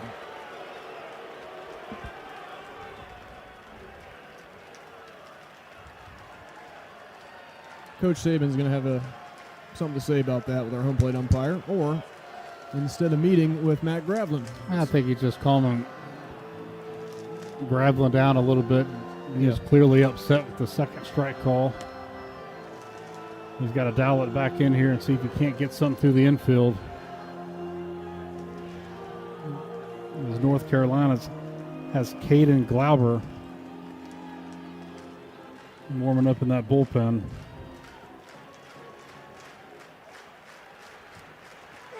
Next pitch, Gravlin weakly hits one to McDuffie, fields it on the scoop, and whips it over to first for the out.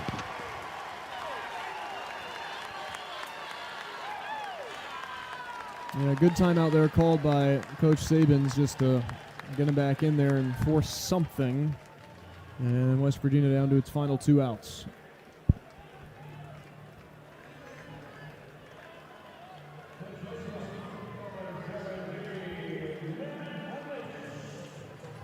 Ina still looking for his first base hit.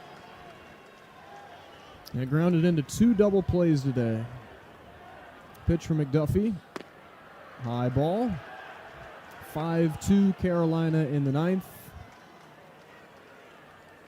Time going to be called here as we got a piece of debris. Actually, there was a beach ball knocked into the playing surface. Had that last night, actually. Quite a few times. More than once, okay. 1-0 pitch. High ball, 2-0. Well, McDuffie has fallen behind here to these Mountaineer hitters. 2-0 back-to-back. But then 2 strikes straight to Gravelin. Here's the 2-0. Outside, 3-0.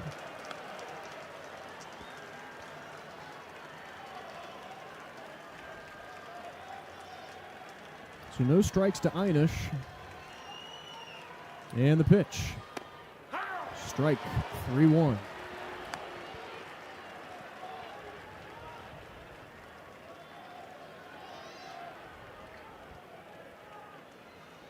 Next pitch. Strike, 3-2. 5-2 Carolina.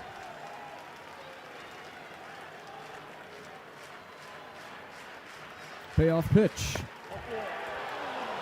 Wow. Ball 4 called. Einish gets on base. It's hard to lay off that one. That looked like a pretty good pitch on the outer half of the plate, but Einish, that's a really great at-bat, good eye at the plate, because that's a much-needed base runner that the Mountaineers need. That was a 50-50 pitch. Well, sometimes 50-50 doesn't go your way, just like on Guzman's steal early on in the game.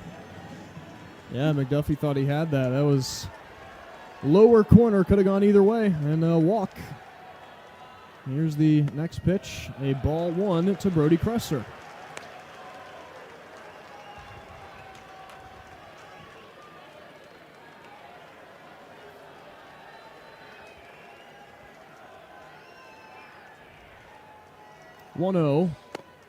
Strike, 1-1. Mountaineers down 5-2 in the 9th here to Carolina. If West Virginia does not come back and win this game, they will face Troy in the losers bracket on Tuesday. 1-1. Strike, 1-2.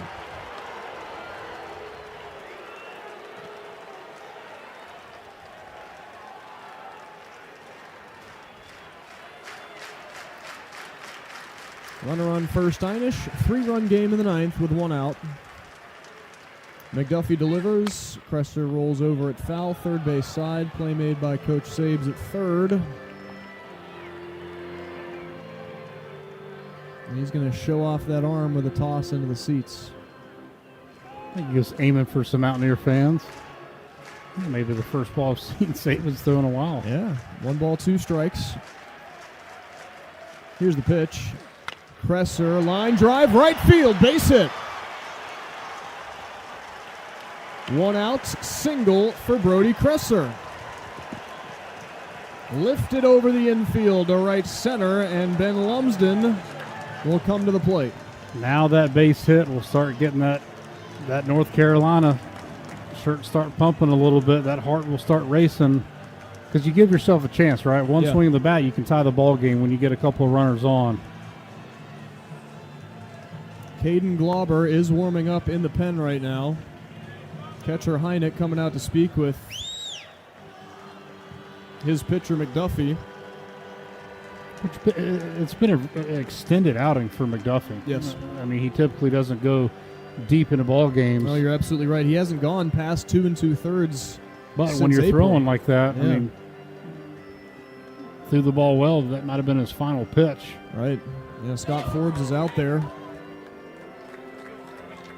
Coach Forbes is out there, and they're going to make a move. So Glauber will come in. We'll get you his numbers when we come back. 2 on, 1 out. 3-run game in the 9th. West Virginia's not done yet. We're back after this on MSN from Omaha. At Big Timber Brewing, we work hard every day to brew great tasting beers right here in West Virginia. So next time you're looking to enjoy a cold one, ask for Big Timber, made in West Virginia. Consume with care. Mother Nature is not your mother. Pick up after yourself and recycle. Mountaineer fans, from the opening pitch to the victory celebration, every trip is a win with Allegiant from CKB. With weekly service to great vacation destinations, flying Allegiant is a home run. Book now at Allegiant.com. North Central West Virginia Airport, the official airport of WVU Athletics. City Construction Company has excelled as a general contractor throughout the great state of West Virginia since 1965. Celebrating 60 years, their skilled and seasoned staff will bring your project in on time, within budget, and meet your every need. City Construction is one of the largest contractors in the state, and their divisions include residential, commercial, mechanical, and windows. They're a proud family-owned and operated company and continue to be a staple in our local community. Visit citywindowconstruction.com to learn more. City Construction, West Virginia proud since 1965. At United Bank, banking means more than financial solutions. It means rallying around the causes that are important to our customers, employees, and communities. While we have grown in size and presence, we have never forgotten our roots. By giving back to our local communities and funding business development, we help fuel economic growth. Our success is your success, because to us, this is home. United Bank, West Virginia's bank, proud to be united with the Mountaineers. Member FDIC. This is West Virginia University Baseball, presented by... Arms out of the bullpen, of course, trying to cinch this one up, Wags. It's probably the best arm in the stopper. 27th appearance on the season, 11-0 record with a 2.14 ERA, 4 saves on the season. Glauber's thrown in 84 innings, giving up 23 runs on just 55 hits, 38 walks, and 101 strikeouts. Opponents hitting just 189 against the right-hander, but you look up and down, he's given up 7 home runs, which is second on the team. It's not going to be extended out in here. You got to keep getting some base hits and put the pressure on here. In this type of environment and atmosphere, all you need is a fastball to kind of rise up in the zone a little bit and keep extending this rally. 5-2 in the top of the ninth. 2 on and a 1 out for Ben Lumsden.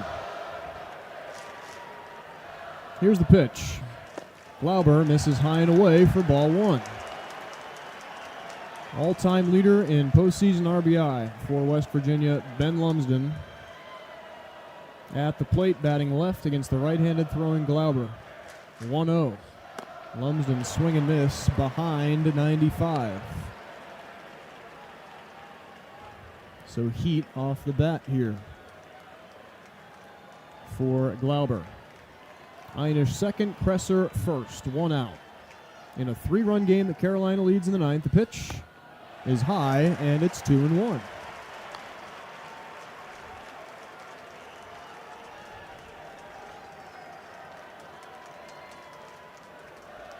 Very different to come in and pitch in this situation. In a College World Series, 2-1 pitch is inside, and it's 3-1. That's a good take. 3 consecutive fastballs over 95 and breaks off a slider 84 on the back foot. That's an excellent take by Lumsden. A ball away from loading the bases. Here's a 3-1 pitch. Lumsden fouls it straight back, 3-2 at 96. That was maybe the one. Well, if that was a little bit down in the zone there, yeah, old Lumber would have got a good pop on that one. Absolutely. All right, runners have their leads. Full count. The pitch to Lumsden. Swing and miss. Behind 97. Overpowered, and there's 2 outs. That's it. It's a quick delivery, high leg kick.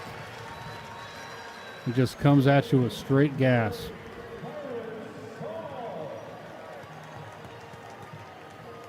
Tyrus Hall will try and extend the game for West Virginia. 5-2 North Carolina. West Virginia has the tying run at the plate in Tyrus Hall. First pitch from Glauber. Swing and miss. And you can see the dirt pop out of the glove of the catcher, Heineck.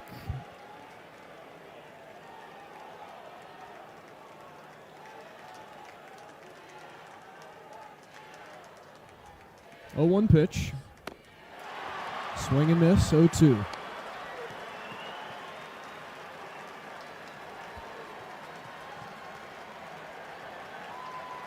Mountaineers down to their final strike, final out.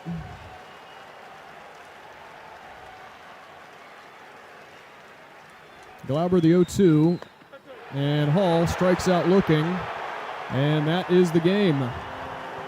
West Virginia And the errors that they committed in the 7th inning, allowing UNC to score 3 runs and take the 5-2 lead when it was tied 2-2, ultimately dooms them. And West Virginia falls here in the winner's bracket game 2 against North Carolina. Post-game is next year from Omaha when we come back. I'm Chris Jakimick. I served in the United States Air Force and I deployed 3 times. Being a veteran, it's interwoven into your DNA. It is really the absence of the connection and the purpose that can really drive a lot of veterans to some negative thoughts. For those who are in a suicidal crisis, the window of time to save somebody's life is very short. Our duty is to protect ourselves and protect our families. And one way you can do that is store your weapons safely. Store all your guns securely. Help stop suicide. Brought to you by End Family Fire and the Ad Council. This message is for Karina, our mom who finished her high school diploma at age 28. Hi, Mom. It's Emmettith and Nicholas. Congratulations on getting your diploma. You worked so hard and have taught us so much. We love you. When you graduate, they graduate. Finish your high school diploma for you and for them. Visit finishyourdiploma.org to find free and supportive adult education centers near you. Brought to you by the Dollar General Literacy Foundation and the Ad Council.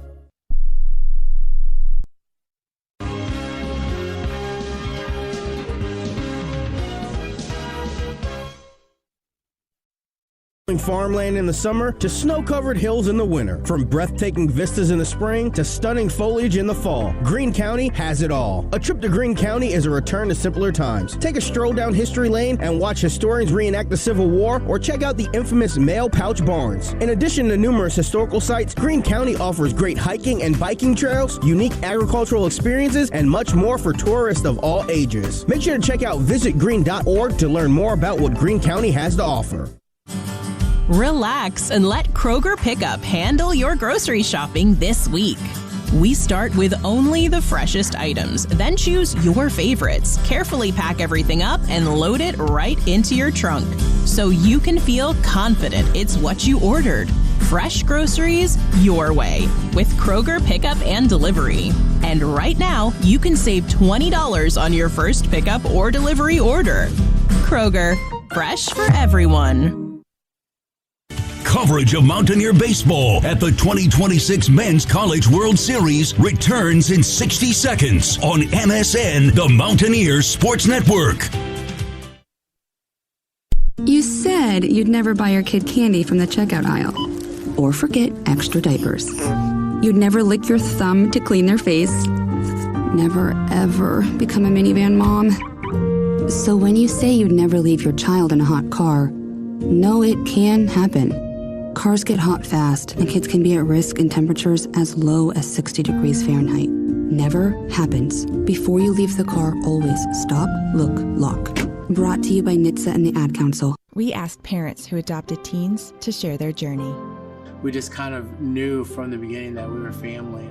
They showcased a sense of love that I never had before. I mean, he's not only my parent, he's like my best friend. At the end of the day, it's all been worth it. I wouldn't change a thing about our lives. Learn about adopting a teen from foster care. Visit adoptuskids.org to learn more. Brought to you by Adopt US Kids, the U.S. Department of Health and Human Services, and the Ad Council.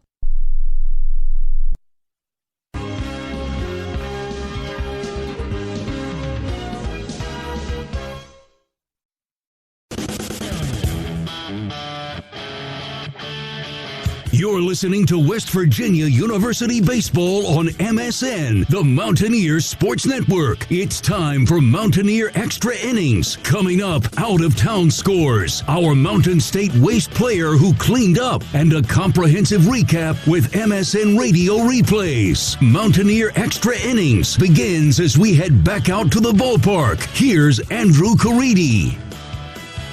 Well, really, it was just one inning that decides the game here between West Virginia and North Carolina here in the winner's bracket game. Mountaineers fall by the final score of 5-2. Max Shale was tremendous in the start for West Virginia. He goes 7 innings, giving up 8 hits, but only 2 earned runs. But the 3 unearned runs in the game are really what hurt West Virginia. Yale also 1 walk and 7 strikeouts and 109 pitches. Alongside Jake Weghorst, Andrew Caridi. Wags, that 7th inning is going to sting because Heineck reached on an error from Tyrus Hall. French will then reach first on a fielder's choice and a bunt laid down. And the real kicker is the ground ball misplayed at second. You would have had a double play to get out of the 7th inning. Instead, Carolina gets 2 on with 1 out. Gallagher steps up, hits a 2 RBI triple to drive the Heels to a 4-2 lead. Owen Hall would then come in, hit a RBI chopper over the middle of the infield to go up 5-2. And in a 2-2 game until the 7th, it was who blinks first, and unfortunately, that was West Virginia. Well, that's the thing, and you said earlier, when you're at the stage like this, the mistakes, and you give, especially a team like North Carolina, those extra outs in an inning, and it's just tough because you pitch the ball well enough to win the game today. I mean, even Reese came into the game for that 1 inning, threw the ball extremely well. You needed a couple more extra base hits, I think, to put the pressure on North Carolina, but you got to Lynch early, I think. You were able to make that move, but when McDuffie came in, I mean, he was just borderline flawless on the way he was pitching, had the Mountaineers completely off balance. So it's tough because I think at the end of the day, you could have won the ball game, and that's what's going to sting the most. But, you can be upset about it, the outcome for a little bit, but you're going to have to turn the page. You're going to have an off day tomorrow, but you got to turn the page really quickly. And it's going to be an uphill battle from here. Nothing that we haven't seen before. We had to do it in the regional, right? Just a little bit bigger stage here, and now you're going to get to see what kind of fight this Mountaineer team has left in them. We'll get post-game with Steve Sabins, Armani Guzman, and Max Yale. They will be at the podium, and we will run that live here from Charles Schwab Field. Mountaineers finish with 2 runs on 8 hits. North Carolina finishes with 5 runs on 8 hits and 2 errors for West Virginia, no errors for UNC. Mountaineers stranded 7. North Carolina stranded 9 in the game. The first inning did not start with promise for West Virginia. That was an inning that started with a single from Schaffner off of Yale. Gallagher would reach on a fielder's choice. Single from Owen Hall, and then a hit by pitch to Winslow. A bases-loaded walk to Paulson made it 1-0. Nicholson grounded out to bring in another run, and then a flyout from Howe ended the inning. So it could have been a lot worse to start the game, and West Virginia was fortunate to give up just 2 in that first inning, and truly the only time that Max Yale had made a mistake all game long, or at least a mistake to make West Virginia suffer it. Mountaineers would get their only 2 runs in the game in the 3rd and the 4th inning. West Virginia had Einish hit into a double play. In the 3rd inning, I should say. Ben Lumsden led off with a single. Tyrus all grounded out. Lumsden advanced to second. Then Armani Guzman went up the middle. RBI single scored Lumsden to make it 2-1. And then in the 4th inning, you got a walk to Sean Smith, a single from Matt Gravlin. And so with nobody out, 1st and 3rd for West Virginia, Einish hit into a double play, scoring a run. But that was a kind of like a microcosm of the entire thing, where you got 1st and 3rd with nobody out, and you still finish that inning with only 1 run, right? Yeah, I mean, it was there to grab a few more. I think it would have been extremely different if that call's not overturned with Armani at the stolen base to 3rd. It is what it is. I think it'll put you 2 runners on there in scoring position. So I think you'd have got more there, but you had to move past it, and still just not enough pop in those bats, to get guys on, get them over. But, I mean, you could have won it. It wasn't a blowout. You played good baseball. It just shows you make a couple of mistakes, and these good teams, they just wear you out. And you still had a chance there at the end. I mean, you're in the 9th inning with a couple of runners on. One swing of the bat can get you right back in the ball game. So you're right there in the end. Now you're going to get Troy again, and then you're going to have to double dip North Carolina. So it's going to be a fun next few days. West Virginia in action. They'll play an elimination game against the Troy Trojans coming up on Tuesday at 2 o'clock Eastern. Time to hand out our Mountain State Waste player who cleaned up, brought to us by Mountain State Waste, large enough to tackle any job and small enough to never lose attention to detail. I'm going to go a couple ways with this. We need to give Max credit for something. Either hardest worker or who cleaned up, you pick. I think Max has the hardest worker. I mean, especially after the first inning and really settling in. Yep. When you had a game that's tied in this kind of environment, he was throwing up zeros left and right, giving his team a chance. So, I'd go with him on that one. And Armani, I mean, still had a really solid day at the plate at the top of the order at 2 for 3 with an RBI, a walk. So those would be my 2 guys. I like it. Mountain State Waste player who cleaned up is Armani Guzman, and as we get further in to the strategies that make a difference on the field, remember off the field, West Virginia Building and Construction Trades is working to build a stronger West Virginia. Visit wvtrades.org to find out how you can be a part of it, and that award goes to Max Yale. 7 innings, 2 earned runs, 1 walk, and 7 strikeouts. It usually doesn't go to the losing pitcher, but Max, by far, good enough today to get West Virginia the victory. Unfortunately, just couldn't get the help offensively, and then in some cases defensively. We still are waiting to get you Steve Sabins and Armani Guzman and Max Yale live at the post-game press conference. We will carry that, and they'll be up probably in just a couple of minutes. Go through total team stats for you. Armani Guzman is the only Mountaineer to finish with a multi-hit game. He goes 2 for 3 with an RBI single and a walk. Gavin Kelly 1 for 4 in the game, gets his first hit of the College World Series. Paul Schoenfeld still hitless in Omaha, 0 for 4. Sean Smith goes 1 for 3 with